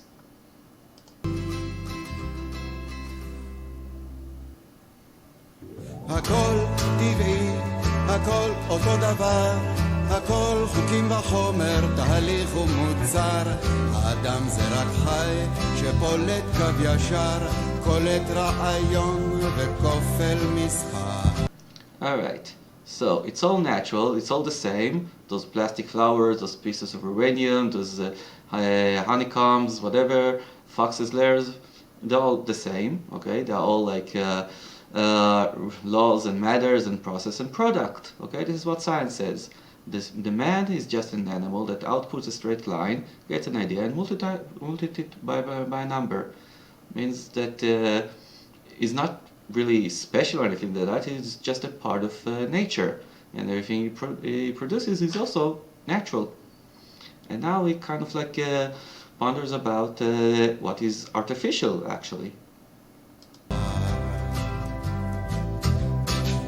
אם כן מהו מלאכותי, מלאכותי להלכה, זה כל דבר שנעשתה בו מלאכה, אך אינו בניגוד לטבעי כמקובל, במילון בתשבץ או בדרך כלל. Alright, so what is artificial? Totally artificial. It's everything that the craft is being put inside, okay, but is not in opposed to natural as customary in the dictionary, crossword puzzle, or in general. What does that mean? It means that, like, what is artificial, okay? It's everything that you have craft, but it's not as opposed to natural, meaning that the science is completely like getting conflicted with itself, because if there is something which is artificial, there couldn't be something which is natural, because natural is like everything according to science. Okay, everything is natural, as we saw before. So how could it be that there is something artificial? Whatever. אמנם לפעמים שומעים דיבור על חזרה אל הטבע ועל ניכור הטבע זה אנחנו, זאת יש לזכור, על פי המדע אין לאן לחזור. And this is, I think, maybe like the conclusion of this part. He's talking over here, Ariel, about getting back to nature. Getting back to nature meaning, like, I know, thinking about getting back to yourself. I know, disconnecting yourself from this material world and doing, I know, going to do meditations and think about who you are and what you are. But what science says is over here that we are actually nature, so you have no way to get back to. It's like sealing all the doors and telling you, you have nothing to try to get back to nature. There is no such thing as nature. There's nowhere to get back to, because we are nature. The science is everything which is natural. So this is kind of like the conflicted sides, or like the trap that science is trying to put for us. But at the end, so he says that everything is science, but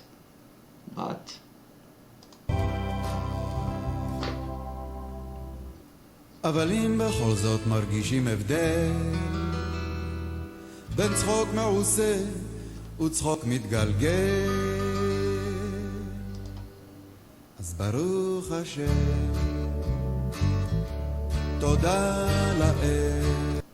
Alright, so this is kind of like the punchline of this part, okay? He says that science is everything, okay? You don't even need to bother to get back to nature. But still, if you can feel a difference between a false laugh and a loud laugh or bursting laugh or whatever, so thank God, so God is blessed, and thank God. Kind of like means that if you still find things, according to science at least, okay?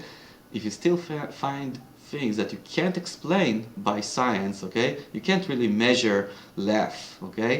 So if you can still put the difference between that, so there is God, okay?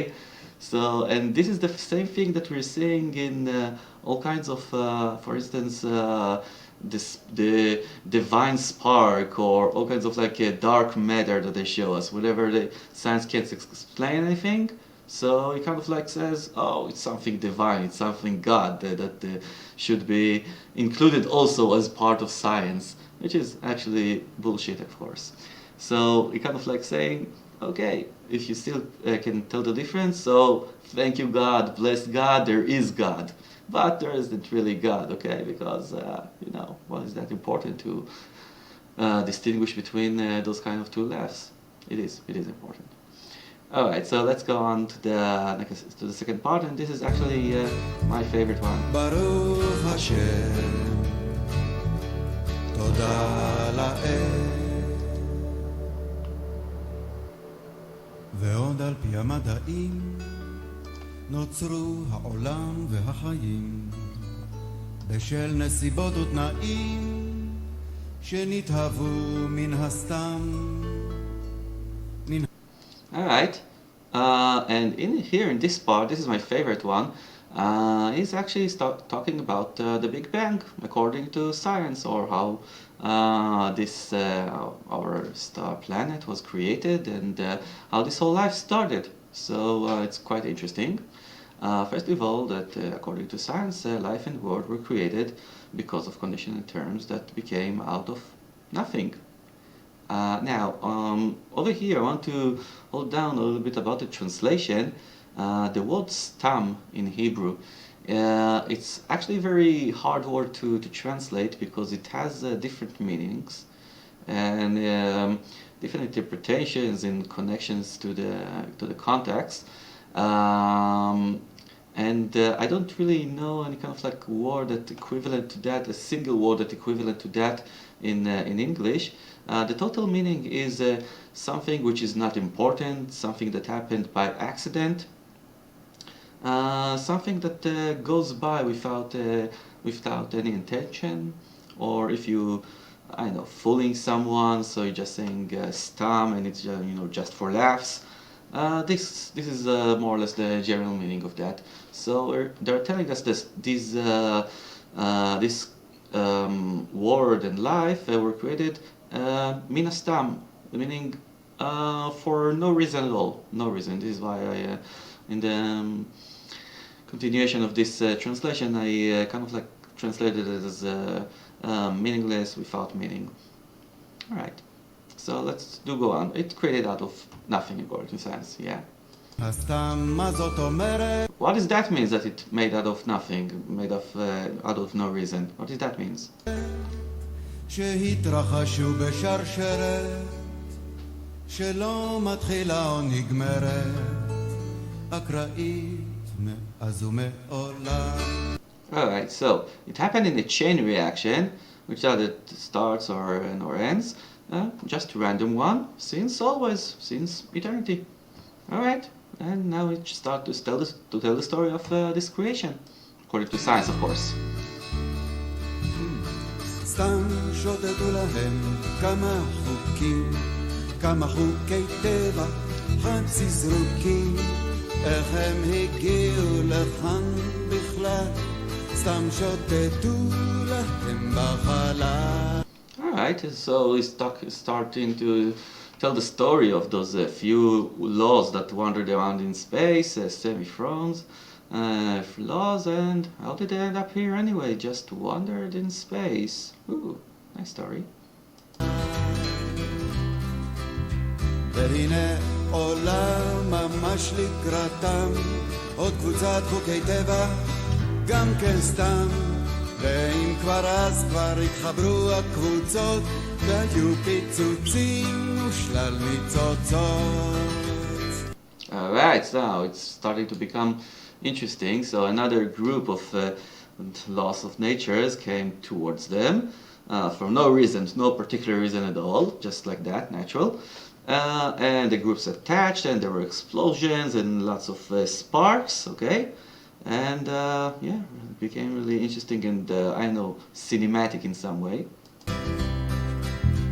כך סתם פגש חלבון את חלבון בחום היפה, באור הנכון, ומהם יצא חלבון עם כישרון, והתכשיט כבר יודע לעשות חשבון. סתם. Alright, now this is interesting. So with no reason, protein with a protein.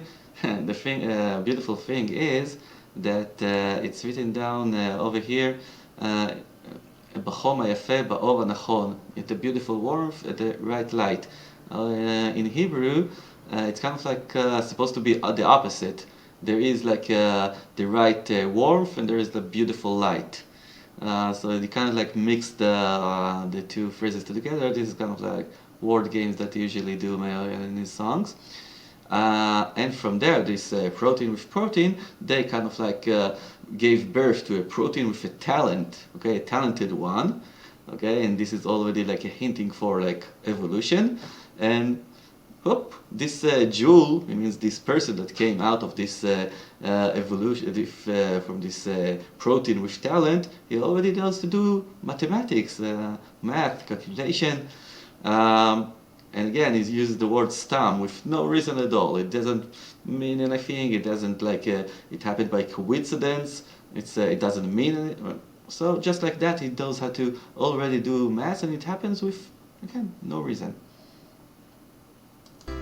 Now it's the interesting part.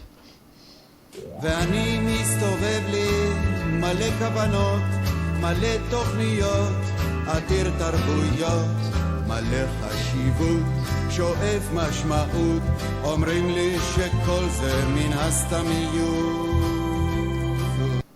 Alright, now it gets to the point. So he tells around he has lots of plans and he's like rich with cultures and attention, he's feeling important, and they keep telling him that it doesn't mean anything, that it came out of nothing, that it doesn't, I don't know, it doesn't have any effect on real life. So it kind of like has a very disappointing outcome, and this is what he says next. קצת מעליב, מאוד מעציב, על סתם אני לא הייתי שם כל כך הרבה תקציב, ועוד עם סרח העודף זו המטה שארית, נידופת קרינה עם אימת האחרים. Alright, so it's a little bit insulting, very unfortunate, מאוד מעליב, מאוד מעציב. On that he wouldn't pay so many budget. This is kind of like one of the best, I don't know, creative writing that I saw, that he says that usually Israeli says, no, I wouldn't put this kind of budget on this one. And what I mean is by budget is his spiritual budget, let's say it like that. He wouldn't be thinking so much and pondering about life if it wasn't for like, if it was made out of nothing and from no reason. And and with of course with all this pollution, all kinds of like radiation in our world, and like the threats of end of days, it's kind of like it looks very I don't know, disappointing for him that it's all meaningless with all these feelings that he got, that he is important, that the end of days are about to come. כן, יש בעולם הזה סתם וסתם, וסתם וסתם, שהראש נסתם ונתקע במרקע שם איזה מדען אפס ממלמל, אם ירצה השם ועוד סתם מתנצל. Alright, so he's again screaming at the word that this word has got stam and stam and stam and no reasoning whatsoever and no meaning whatsoever. And this is what happens to the word that shuts down. In Hebrew it kind of goes funny because it says the words, the head is nistam, which is like plugged, shut down. Once again, it's a game of words with the word stam. And after that he kind of like describes a scientist that is stuck over in the television, and he can't explain all this no reasoning. So he says, if God wills, if God wills, and it kind of like slipped out of his mouth, okay, this expression, because he is not supposed to be familiar with God, okay, but it kind of like slipped this expression out of his mouth when he saw all the thing that the science has done, and he's like, oops, apologizes for that, again, from no reason. But, again, he's ending this part in an optimistic way. אך כל עוד בעולם יש עיקר וטפל, ויש עוד כוח להבחין בהבדל, אז ברוך השם, תודה לאל. Alright, so over here he is still saying at the end of the first part, he's saying as long as you can still distinguish between primary and secondary, between what is important and what is not important, so still thank you God, okay? Again, we are getting into the area of that science can't reach, that he can't measure, that he can't, show us fake pictures on what is important and what is not important. He's using the word ikar vetafel, which are like the main thing and the thing which is not important. And so if you can still distinguish between that, so thank you God. Again, the science is coming back to God whenever you can't explain anything. Baruch Hashem, toda lael. עד מתי אהובתי ניגרת עוד ניגרת על סלע הלב? מתי כבר תימסה אבן ויפרוץ כאב? Alright, so this part, okay, of this song, it's kind of like between the sentences, between the second and the third part, and to be frank about it, I can't understand what did he want in this sentence. It's kind of like a cry, I think, a cry for help, okay, for melting this heart of rock, I guess, and is waiting for this to happen, that all this pain will burst out. I guess this pain is for each one, I guess, is a personal pain, but if we're talking about this song and about science, so I guess the pain is the lies that people told us. Okay, this is the pain that we're feeling whenever people are trying to, control us. You certainly feel pain, and he just waits for his heart of rock to melt and this pain to burst out.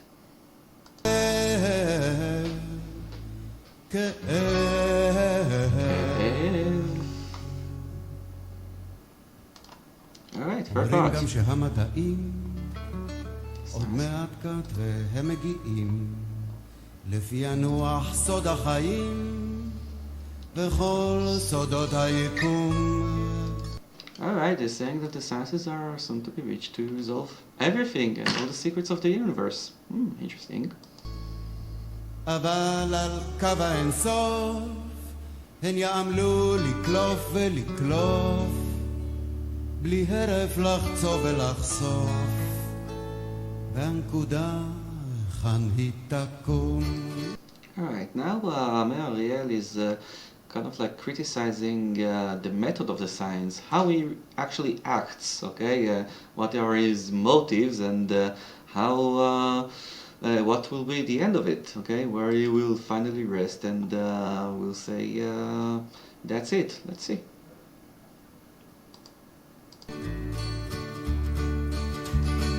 כמה ספרות אחרי הפסיק כמה שנות אור שופך עוד חלקיק קרן תשלח תפתח עדשה ליד הנגלה סתומה חדשה. Alright, now, yeah, a few numbers after the comma, a few light years after are pouring another particle. Okay, is like saying over here that once you like trying to observe the world and you're trying to reveal the world, you're just stuck in another dead end, okay? After you discover something, another dead end appears. תאיץ במחשב, אותך מגשש, וכל דבר ביד ממשש, אז עד איפה אתה יודע, עד היכן אתה מבין, עד לאן אתה רואה, משם אתה מאמין. Alright, this is very important. Again, is like saying how the science is using his computers and needs to feel. This is actually what the science needs to do, to feel everything in your hand. But, okay, it's written down over here in Hebrew, עד איפה אתה רואה, יודע, עד היכן אתה מבין, עד לאן אתה רואה, ומשם אתה מאמין. Meaning that science is coming and telling you, okay, you know until this point, okay, until where you see, okay, until where you see, and from there you need to believe whatever, to believe in what we're telling you, okay. You can feel whatever is in your hands, and you can believe it's existing and it's real, but beyond that, it's all on us, okay. Again, it's the trap of science, okay, to keep you inside this kind of local control. Now he's like criticizing actually love life. גם אם לא תודה חסר ענווה, תראה לאן תקעת את האהבה, מצמיד אלקטרודות, אפילו מזמין שתדלניות להרצות בבידות למי. He's now like talking about love itself, which is supposed to be like the most contradicting thing of science, okay? Like love is something which is not scientific at all, but over here is like trying to describe how science took over love as well, attaching electrodes and even order. Over here the translation was actually pretty difficult. He's talking about the word shtaglaniyot in Hebrew, which comes from the word mishigad. It's like in intercourse, and shtaglaniyot, it's I say sex professionalist. This is kind of like the interpretation that I gave to that. To lecture in a sex conference. This is kind of I think a metaphor for other things that the science got into love in our days. You can say it's maybe sex toys, maybe porn movies, maybe even dating applications, okay? All kinds of things that science gets into love, into this special moment that you fall in love with someone, and trying to put his input and his control inside, with his benefits, of course.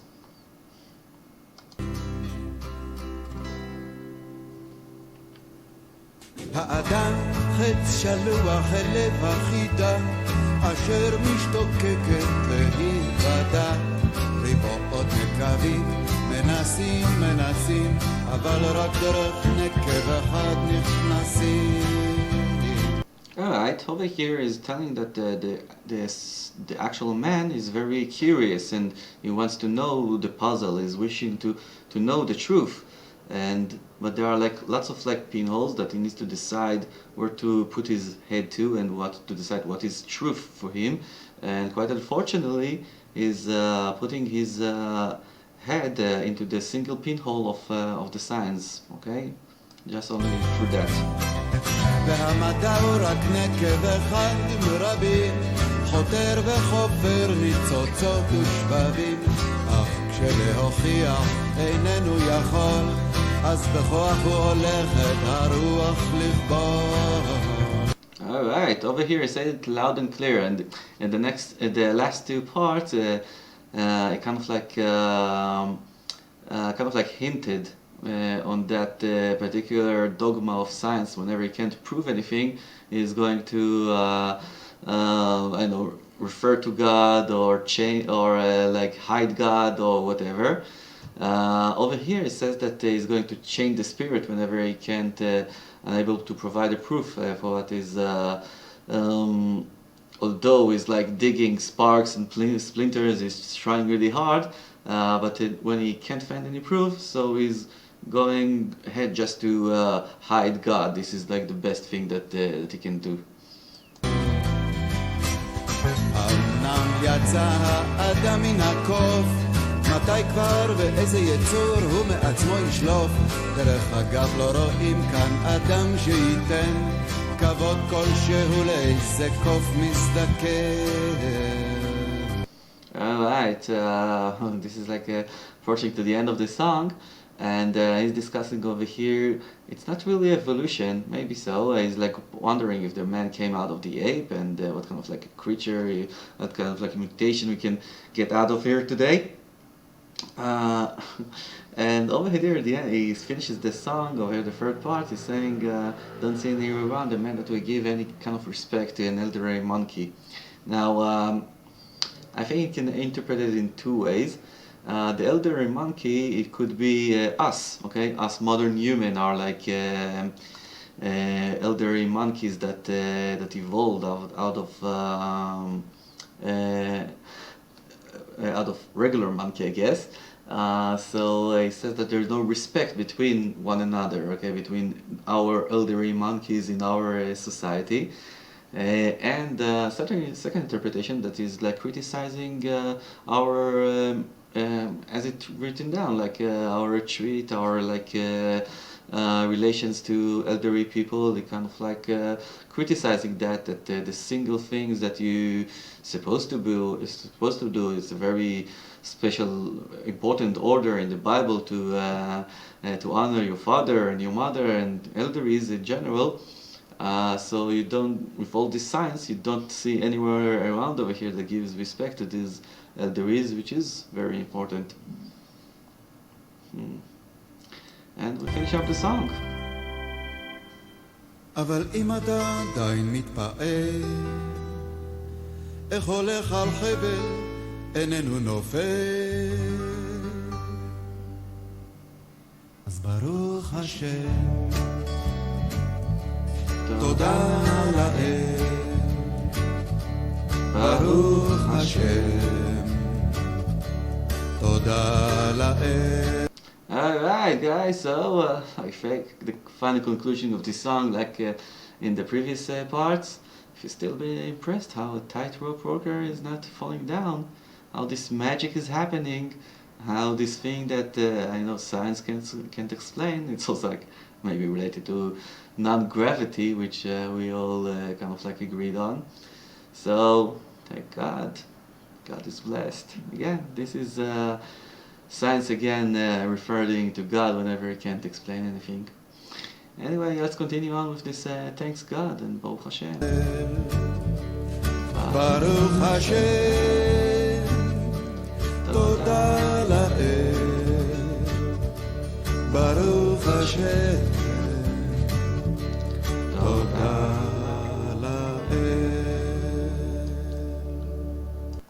Alright guys, so this is I guess the end of this segment. We go over this song, and for me it was I don't know, great pleasure and kind of like a unique personal journey to do that by myself, and actually wanted to do that for a long time, to pass this song forward and to say to everybody what I'm thinking about him. I think it's a great song. It's very relevant to our Flat Earthers life, and it was created 31 years ago, so it's kind of like I think special in its way. And besides that, I recommend you to hear lots of Mel songs. You got like very interesting observations, and of course, as I said before, is the master of Israeli poetry and Israeli writing. So this is my recommendation, and thank you all for listening. Let's go to the next segment.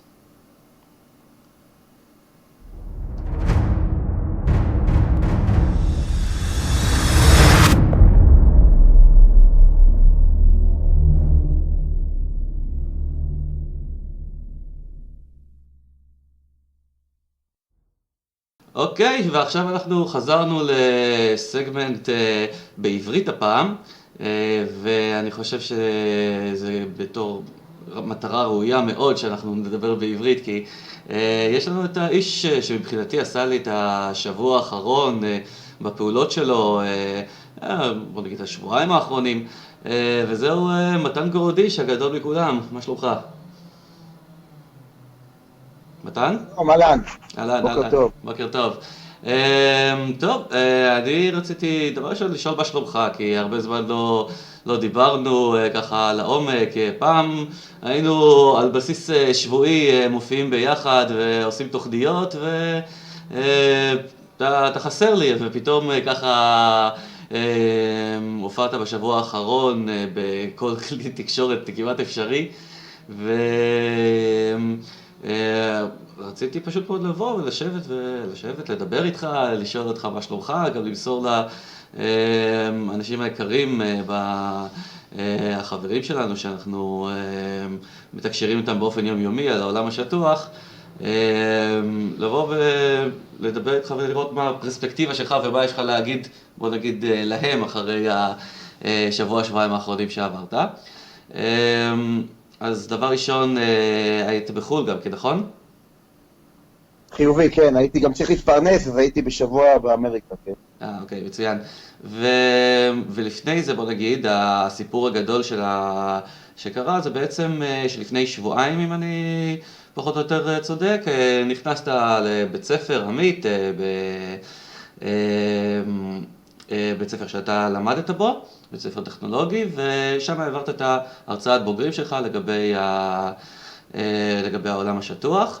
וקודם כל ספר מבחינתך איך הייתה החוויה בשבילך באופן אישי. קודם כל אני מצטער שזה לא באנגלית, אנחנו עושים את הרעיון, אני יודע אנגלית ויודע לדבר, פשוט זה לא כזה פלואנטלי ולא כזה שוטף שאני יודע. זה בסדר, אנחנו מייעדים את השיחה הזאת בעיקר לצופים הישראלים שלנו, זה בסדר גמור. רק שהמורה לאנגלית לא תשמע. תראה, הבית ספר שלנו חוגג 40 שנה להיווסדו, והיה כנס בוגרים גדול לפני חצי שנה, והתחילו לעשות הרצאות העשרה, ואני אמרתי גם, אני רוצה, קראתי במורה מארגנת, מורה שהייתה איתי בידיים כבר איזה 30-40 שנה שם מורה בבית ספר, והיא הסכימה. אני בטוח שכאילו היא לא מחליטה בעצמה, היא הבינה את זה, זה נושא העולם השטוח, זה דבר מאוד מעניין וחדש. כן. וזהו, ודיברתי ב-24 בנובמבר הייתי שם, לקחתי גם את הילדה שלי ומצלמה. שנייה, רק לפני זה מתן, בעצם כשדיברת עם המורה שלך, אתה אמרת בעצם על מה אתה הולך לדבר? בטח חיובי, גם קיבלתי את המניפסט של כל השנה, של כל המרצים, השמות שלהם והשיעורים, ואני מופיע כמובן. בטח, חשוב, העולם שטוח. אוקיי, אבל היא ידעה, נגיד, את הכותרת, היא לא יודעת את העומק של העניין הזה? שלחתי לה לא קשור לזה, עוד לפני, על הסדרה הרצאות שלי. אוקיי. אני לא יודע אם נכנסה, אתה יודע, קישורים לחלק מההרצאות שלי, של העולם השטוח. אוקיי, אז אני לא מאמין שהם חשבו שזה יהיה כזה בלגן, זה הקטע. לא, אבל אתה אומר שהייתה פה בעצם מודעות וקבלה באופן די תקני, כמו שנאמר. חיובי, כן, הם לא הביאו את המשמעות, אבל כן. כן, אוקיי, בסדר, מצוין. אוקיי, ונכנסת בעצם לכיתה שם, והתחלת להעביר את ההרצאה. אני אישית אומר לך שאני ראיתי את ההרצאה הזאת במלואה, ועשית עבודת פלאים שם, הבאת את העניינים באופן חד, ברור, דקי, ממש אחת ההרצאות היפות שראיתי בזמן האחרון. תודה רבה, תדע שזה לא פשוט, כן. זה לא פשוט, כי יש לי 45 דקות לדבר, ויש לי בערך, כולל ההרצאה החדשה, יש לי 700 שקופיות כבר, כן. ולבחור רק 30 שקופיות או 40 שקופיות, זה ממש לא פשוט מה לבחור. ניסיתי באמת לגעת בטעימות של כל נושא ונושא. כן. אני חושב גם כן באופן כללי, אנחנו מדברים על הרצאות של עולם שטוח, אני תמיד נתקעתי, מתי שאני ערכתי הרצאות, האתגר הקשה בעצם היה לערוך את ההרצאה באיזשהו סדר מסוים והגיוני, יותר מאשר להשיג את הפרטים, בוא נגיד ככה. כן, מסכים איתך בקטע הזה. כן. אני חייב להגיד שמה שמשחק תפקיד זה הנס שהיה לנו ב-21 בנובמבר, 19 בכנרת. אני אומר נס לא בגלל שאין כימור, כי ברור שאין כימור, נס בגלל שלא היה מיראז' באותו יום, באותה שעה, וראינו את הנצנוץ ב9.5 קילומטר, שאמור היה להיות כימור של 2 קומות, והנס הזה הוא כי, אתה יודע, זה ארטילריה חבל על הזמן. זה היה תזמון טוב. זה משהו שפתחתי את ההרצאה. זה קייסס, אין מה לדבר על זה, כאילו, זה שחור לבן, go no go. כן, זה היה כאילו תזמון טוב גם כשזה קרה כמה ימים לפני ההרצאה שלך, זה היה כאילו טרי והכל, וכשאתה מביא משהו אקטואלי, אז זה באמת נותן רושם יותר גדול, אני חושב. כן, חיובי, חיובי. אוקיי, מצוין, וככל שההרצאה התקדמה, איך הרגשת? אז זהו, אז היו 45 תלמידים ו3 מורים בערך, הילדה שלי צילמה כל ההרצאה אותי. אני חייב להגיד שדרך אגב זה עוד אסטרטגיה חדשה, אני לא נותן לשאול שאלות במהלך ההרצאה, במהלך כל ההרצאות הקודמות שנתתי, ואלה ששואלים אותי שאלות גם אני יוצא מפוקוס וגם אני לא מספיק 2/3 מההרצאה. לא, אתה צודק לחלוטין, זה לא לעין בכלל. אז זהו, אז לומדים תוך כדי החיים. אז זהו, אז 45 דקות, הם הקשיבו בקשב רב, גם הצטרפו גם תוך כדי ילדים שאיחרו. ואחרי זה היה שאלות של עוד 10 דקות שאלות. דרך אגב, חתכנו גם חלק מהדברים של היה לא הפרעות, אבל שהילדים נכנסו, אז היה פה כמה דקות שחתכנו מההרצאה, כי זה סתם היה זמן מת, שאנשים באו והיה הצרה שהילדים ראישו. וזהו, אז שאלו שאלות, ועניתי לכל דבר שאלה, והיופי הוא שאחרי נגמרה הצילום וההרצאה, אז ניגשו אליי סך הכל 20 מסביבי, במשך חצי שעה שאלו אותי שאלות והראיתי להם כבר דברים מההרצאה החדשה, כמו מטוטלת פוקו, שיש שם מנועים, וגם אחד מהילדים, שאבא שלו פיזיקאי, העלה לטלפון, וכמובן דיברתי אותו, שאלתי אותו על הפוקו, הוא לא ידע אפילו על הפוקו שיש מנועים. אוקיי, ובעצם... גם הם לא יודעים, גם הם עובדים, לא מבינים את זה. אוקיי, ונגמרה ההרצאה, גם כן הבנתי שנשארו עוד אנשים, לשאול שאלות אחר כך, או גם קיבלתי אותי בעצם מה הייתה התגובה של המורים מסביב אחרי ההרצאה. המורה שארגנה אמרה לי תודה, אחד המורים שהיה שם, אני לא יודע לאיזה סוג מורה הוא דווקא אמר, וואלה, הרצאה ממש מעניינת וזה, כמובן הוא לא אמר שהוא מאמין, לא מאמין, אבל כאילו משהו טלטל בו, אני מקווה, אבל הוא אמר ממש היה מעניין ומהלב, אותו מורה. אוקיי, בסדר, מצוין. ובוא נגיד, האימפקט הגדול של ההרצאה הזאת, חוץ מההשפעה שהייתה לך על אותם 45 ילדים והמורים מסביב, היה בוא נגיד בערך שבוע אחרי זה פחות או יותר, שפתאום... לא, זה לא שבוע אחרי זה. אני שבועיים אחרי זה, אחרי שערכנו, לקח לנו זמן לערוך את הסרט, אבישי, ותודה רבה לאבישי ספיר, שאני מת עליו, שעזר לי בעריכה. המתוק, המקסים והמוכשר, כן? המדהים, חבל הזמן והמופלא, ובאמת מוכשר בהכל, ובחוכמה שלו ובעריכה שלו. אז פרסמתי את זה ביום ראשון לפני שבוע, אפילו היום ראשון הזה, השבוע, כאילו ביום ראשון הזה פרסמתי, הייתי באמריקה, אחרי העריכה פרסמתי, ואז התחיל כל האימפקט, יום אחרי זה כבר ynet, חינוך, ואז רעיונות והכל, וביום חמישי את ה-ynet של הטילה שם פולבי, איכשהו נקרא. כן. אוקיי, ובעצם... הבלגן היה יום אחרי שכבר צולה, שכאילו, שפרסמנו, כי לקח שבועיים עד שפרסמנו. הבנתי, ואיך בעצם הבלגן התחיל, זאת אומרת, איך זה נודע לזה למישהו שעשית שם את ה... ynet שהתקשרו אליי שהייתי בחול, הם אמרו שחלק מההורים התלוננו, איך מכניסים לבית ספר הרצאה כזאת וטטטה, לדעתי זה לא ההורים המקוריים של הילדים האלה, זה סתם הורים שאולי הילדים ראו את הפרסום ואמרו להורים, תראו הורים, דיברו אבל הוא ייחס את זה באמת להורים שמתוך הבית ספר עצמו באופן ספציפי. לא. הכתב ynet לא אמר שזה הורים של הבית ספר הספציפי, הוא אמר הורים התלוננו. הורים התלוננו, אוקיי, בסדר.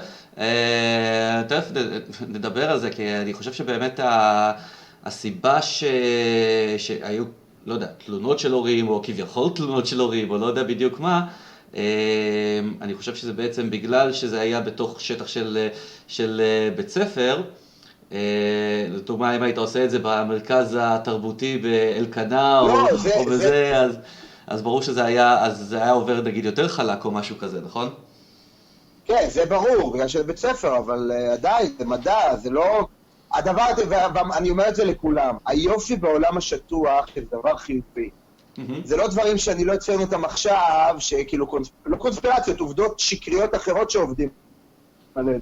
כן. אוקיי? אבל הם דברים שליליים ודברים וזה, פה זה דבר חיובי, לכן הרבה מתחברים לזה, ולכן זה גם פיזיקה של דברים, לכן אני ממש מתפלא עדיין, איך לא רוצים, כאילו, נגד, מה קרה? מה אתם מפחדים, מורים והורים? מה אתם מפחדים? זה פיזיקה. אני מראה עובדות לכל אורך ההרצאה. אנחנו לאט לאט אנחנו כן נצליח להיכנס. אני אגיד לך מה, אחד הדיונים שאני לפחות ראיתי בפייסבוק, דבר שראיתי את הכתבה שפורסמה בוויינט, שהייתה כתבה, אני יחסית מאוד אהבתי אותה, כי היא פשוט מאוד הביאה למרכז הבמה הישראלי את כל הנושא הזה של, לא רק של עולם שטוח, אלא גם של החדירה של התיאוריה לבתי הספר ולחינוך. אז היא הביאה את זה ככה למרכז הבמה בתור נושא שאנשים מתעסקים בו, ואני זוכר אפילו שאחד מהחברים שלנו העלה תמונה שראו טריילר לכתבה שלך במעלית של מגדלי עזריאלי או משהו כזה. זאת אומרת, זה משהו שפתאום עלה על סדר היום בשיח הציבורי. רגע, אני חייב להגיד משהו, לצערי אני אומר, הנוני מוזס בוויינט וידיעות אחרונות, לא יעזור כלום, יש להם את האימפקט הכי גדול מכל התקשורת, רק שתדע. זה מדהים עד כמה יש להם כוח, שאם הם רוצים לשים פוש של משהו, כל הארץ רואה את זה, פשוט מדהים. אז היה שוחד או לא היה שוחד? סתם בצחוק, סתם. מה היה? אז היה שוחד או לא היה שוחד? סתם בצחוק, לא, עזוב. לגבי...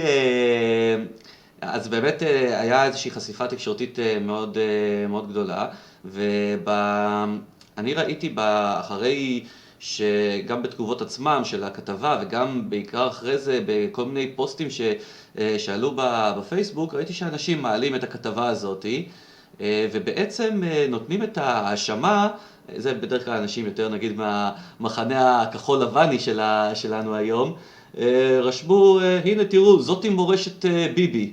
אוקיי? וזאתי מורשת ביבי, נותנים לאנשים חיצוניים ולא קשורים להיכנס לבתי הספר ולהשפיע על הילדים שלנו, ומערכת החינוך פשטה את הרגל. לפי דעתי זו טענה מאוד מאוד חלשה, שבטח מקשרים את העניין הזה לפוליטיקה, ובטח לביבי, שלא יודע מה הוא קשור אליך, אתה יודע, בזה שאתה נכנסת אני יכול להגיד לך משהו, ניר, זה לא מעניין, זה לא הבנתי עם כל זהו, לא צריך בכלל להתייחס לדברים כאלה, זה שטות כאילו, מה הקשר? נכון, זה לא קשור לפוליטיקה וזה לא קשור לכלום. אז זה דבר ראשון, זה איזושהי טענה שראיתי שעלתה שמה, אבל בעיקר הורים מודאגים, אוקיי? אני אוהב את המונח הזה של הורים מודאגים,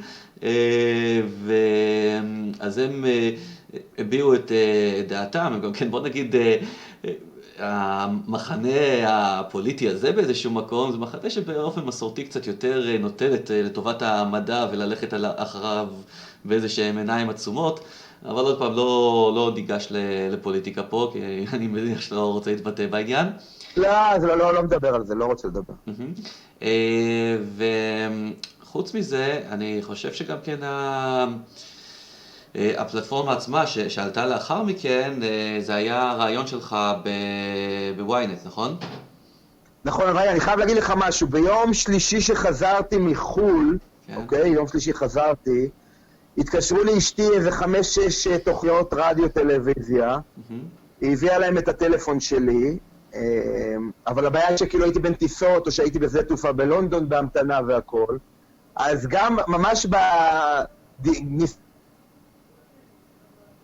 גם לדבר, המפיקה שלי יעל דן והמפיקה שלי ליל שחר מגל"צ, כבר רצו לדבר איתי, אבל זה בדיוק לא הסתדר, כי בדיוק הייתי או לפני טיסה או אחרי טיסה, אז כאילו גם היה לי אמור להיות 2 רעיונות שלא להסתדר, וגם היה רעיון, ממש שעליתי על טיסה, היה את החצופים, החכמים כאילו.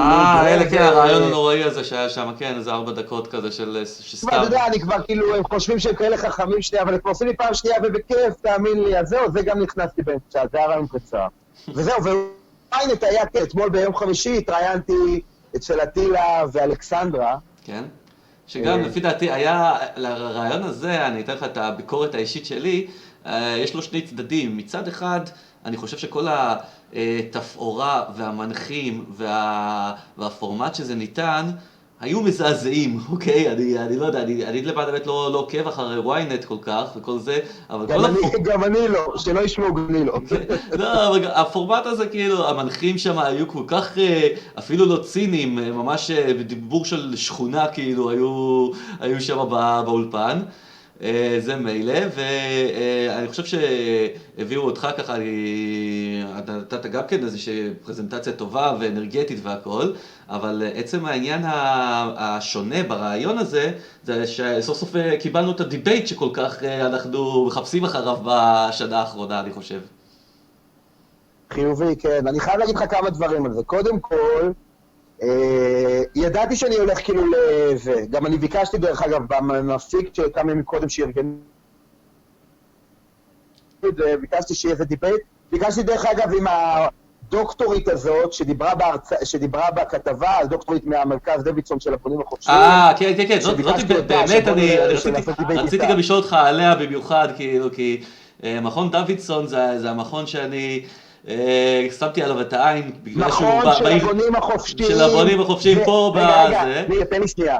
כן. ניר, תן לי שנייה. כמו שהפרקליטות של מדינת ישראל, ובית המשפט העליון של מדינת ישראל, קשור לדיפ סטייט, אוקיי?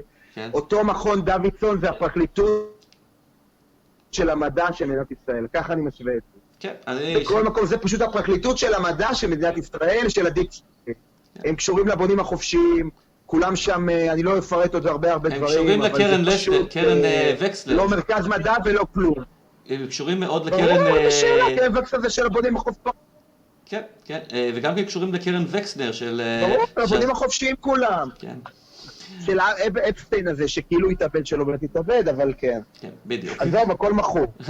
הכל מכור, והכל מחובר, מתן, הכל מתקשר אחד לשני. ברור. כן. אז שראיתי את התגובה הזאת שלה, אני לא נפלתי מהכיסא. כן, אז זהו, קודם כל אמרתי לך, ידעתי שאני הולך לזה דיבייט כי גם ביקשתי. כן. ושתיים, אני הייתי ממש, קודם כל, אני חייב להגיד לך שהבחורה הזאת, אלכסנדרה, שאין לי מושג מי בכלל, המראיינת, כאילו בתחילת הרעיון, לפני השידור, אמרה, אני בכלל לא רוצה לעשות את האייטם הזה. אני לא מבינה למה בכלל צריכים לעשות את האייטם הזה. לא מבין את זה, כאילו, מי את בכלל? מי מכיר אותך בכלל? כאילו, אלכסנדרה. מי את בכלל? אז רק שתדע שהיא לא רצה לעשות את הרעיון, וראית שהיא באמת כאילו הייתה... אני לא אדבר על הכישורי החשיבה שלה, חס וחלילה, כן? אבל... נחסוך מהביקורת. אז זהו, אז זה היה כאילו... זה היה לפני הרעיון, והייתה מאוד עוינת שהיא אמרה גם גיבוב, שזה גם ממש... נכון. מי את בכלל שתגידי... הקטע שאני הכי אהבתי ברעיון זה שהיא באה ושאלה אותו אם זה מפריע לבחור ההוא שם, לבורא הזה של האסטרופיזיקה, אז זרקת ככה, למי זה אכפת בכלל? זה היה הקטע, בוא נגיד, הכי אמיתי בתוך כל הרעיון הזה. כן, מי אכפת מה אתה חושב? בסדר, מצוין. וזהו, זה הקטע הזה עם הדיבייט, תקשיב. כן. הדיבייט הזה, תקשיב, זה הטיעונים שלו. אני אומר, לא מדדתם, אז הוא אומר, עם מכשיר מדידה, גם עם מכשיר מדידה.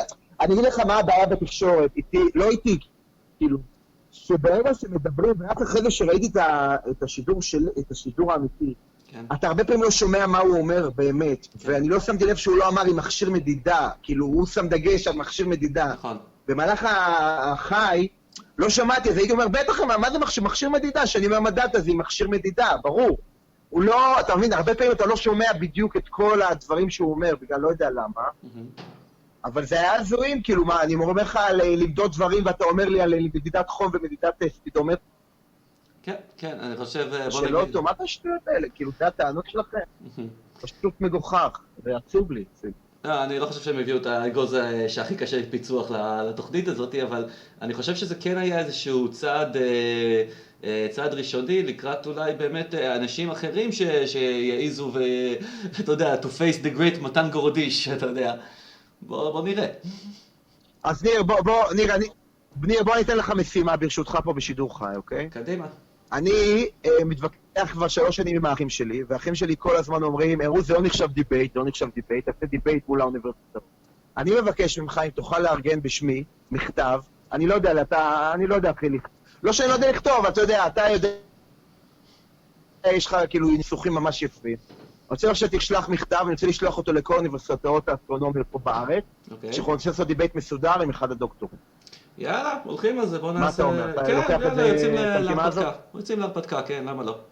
אז בוא, כן, אני רוצה, זה בשביל האחים שלי שכל הזמן אומרים תעשה דיבייט, ואני אומר להם, אנחנו פונים לאנשים, אף אחד לא רוצה, מישהו בא על שם נוראי, שם כאילו ברמה העולמית, לא נורי אפרתי, זה מישהו באמת דוקטור, אסטרונום, דברים שקשורים בדברים האלה, ובוא תכין את המכתב הזה, בוא נשלח אחרי שנעבור על זה כמה, נשלח אותם בצורה רשמית לכל האוניברסיטאות, ובוא נראה אם ירימו את הכפפה. זה מאוד חשוב לי בשביל האחים שלי, כי יש לי כבר 3 שנים מלחמות איתם עולם. אני לא אגיד מלחמות גרעיניות, כי אין מלחמות גרעיניות, אין גרעין, אבל מלחמות. אז מאוד חשוב לי. אתה יודע, כשאני רציתי למכור את העניין של העולם השטוח לאח שלי, שאתה פגשת אותו, הוא אחד האנשים הכי, שאתה יודע, מנותקים מהעניין הזה, וגם לא נגישים בכלל לעניין הזה. ואני חשבתי איך אני כן מקרב אותו לעניין הזה, והתשובה שלי הייתה שהוא אהב כדורגל, והוא אהב את התוכנית של אורן יוסיפוביץ' של הפודיום, אז אני אמרתי, טוב, בואו נארגן לך שתבוא לתוכנית הזאת, ואתה ראית בעצמך, אתה היית שם איתנו בשידור והכל, הוא ישב 1.5 שעה והקשיב לפלט ארף, כאילו, אתה יודע, פר אקסלנס, בוא נגיד ככה. וזה הדרך, לפי דעתי, לבוא בוא נגיד, קרובי משפחה, חברים וכאלה שלא מסכימים איתך או לא רוצים לשמוע על זה, לבוא אליהם בצורה של אהבה או קירוב או משהו כזה. אם עניין של אוניברסיטאות זה קירוב של אנשים שקרובים אליך מבחינתם, אז כן, אני חושב שצריך לעשות את זה, ואני הולך על המכתב הזה. מתן? אני מוכן לדיבר, גם מבחינה מקצועית אני חייב להגיד לך, אני בטוח, אנחנו ניקח עוד כמה תותחים שיבואו, ואנחנו באמת נעשה דיבייט בצורה מסודרת באחת האוניברסיטאות. אני בטוח שהם יגידו לא, כן, אני לא דפוק. אף אחד לא ירים את הכפפה, אף דוקו ואף זה לא יהיה אומץ לעשות את זה, אבל לפחות שאנחנו השתדלנו והראינו שזה הכדור במשחק של העולם המדעי. אוקיי, מצוין. מתן גרודיש, אני רוצה ממש להודות לך על השיחה הזאת, היה תענוג לדבר איתך. אני אגיד רק שורה תחתונה. כן, אני אגיד רק שורה תחתונה ברשותך. כן. יש לי מנטרה שאומרת כבר שנה, כי בהתחלה התנגדו הרבה מהחבר'ה שלנו שאני מתראיין, יש לי מנטרה אחת. אין כזה דבר פרסום רע. תדעו שאני מקריב הרבה קורבנות בדברים האלה. הרבה אנשים חושבים שהשתגעתי, הסביבה הקרובה, הרחוקה, אבל אני ממשיך בשלי, באמת שלי. כל רעיון כזה עוד אלפים, במיוחד אם זה ynet, אז 10,000. באמת, זה, מה אתכם, לצערי ynet, ידיעות אחרונות, יש להם את החשיפה הכי גדולה בעולם בישראל, ועוד אנשים נכנסים למעגל הזה. אני יכול להגיד לך שקיבלתי 10 תגובות לאישי, 10 תגובות חמות, זה אחד. אלפי אנשים ראו בערוצי יוטיוב שלי, אפילו מה זה, אפילו בשבוע הזה לדעתי ראו 5,000 איש את כל הערוצים של היוטיוב שלי, שזה מטורף בשבוע, זה פשוט מטורף. ואין פרסום רע, והמטרה היא להכניס עוד ועוד ועוד אנשים לחקר האמת. אני אגיד לך גם בקבוצת פייסבוק שלנו, של ESH News, גם כן בשבוע האחרון נכנסו הרבה מאוד אנשים ישראלים חדשים. אוקיי? ישראלים חדשים נכנסו בשבוע האחרון כתוצאה מזה. ואני עוד פעם, המנטרה שלי אומרת, אל תאמינו לאף אחד, גם לא לי. תחקרו בעצמכם, תחקרו, תראו. תקראו, ואז באמת תגיעו למסקנה. אני יכול להגיד לך שמי שחוקר לעומק, מה זה לעומק? לא לעומק, חוקר כמה שבועות, מבין וואלה, עובדים עלינו העולם שטוח ולא בטוח. טוב, חכה ותראה, אתה יודע, החשיפה שתהיה לך פה אחרי הרעיון הזה בחדשות טסט, תכניס את כל הוויינט והזה לכיס הקטן, אני מבטיח לך. יאללה, הלוואי. טוב, יאללה, מתן, שיהיה לך אחלה שבת, תודה רבה על הרעיון הזה, והיה כיף לדבר איתך באופן כללי, התגעגעתי. גם איתך, ותזכור על המכתב בבקשה. כן, נעבוד על זה, יהיה בסדר. עליי. יאללה, להשתמע. ביי.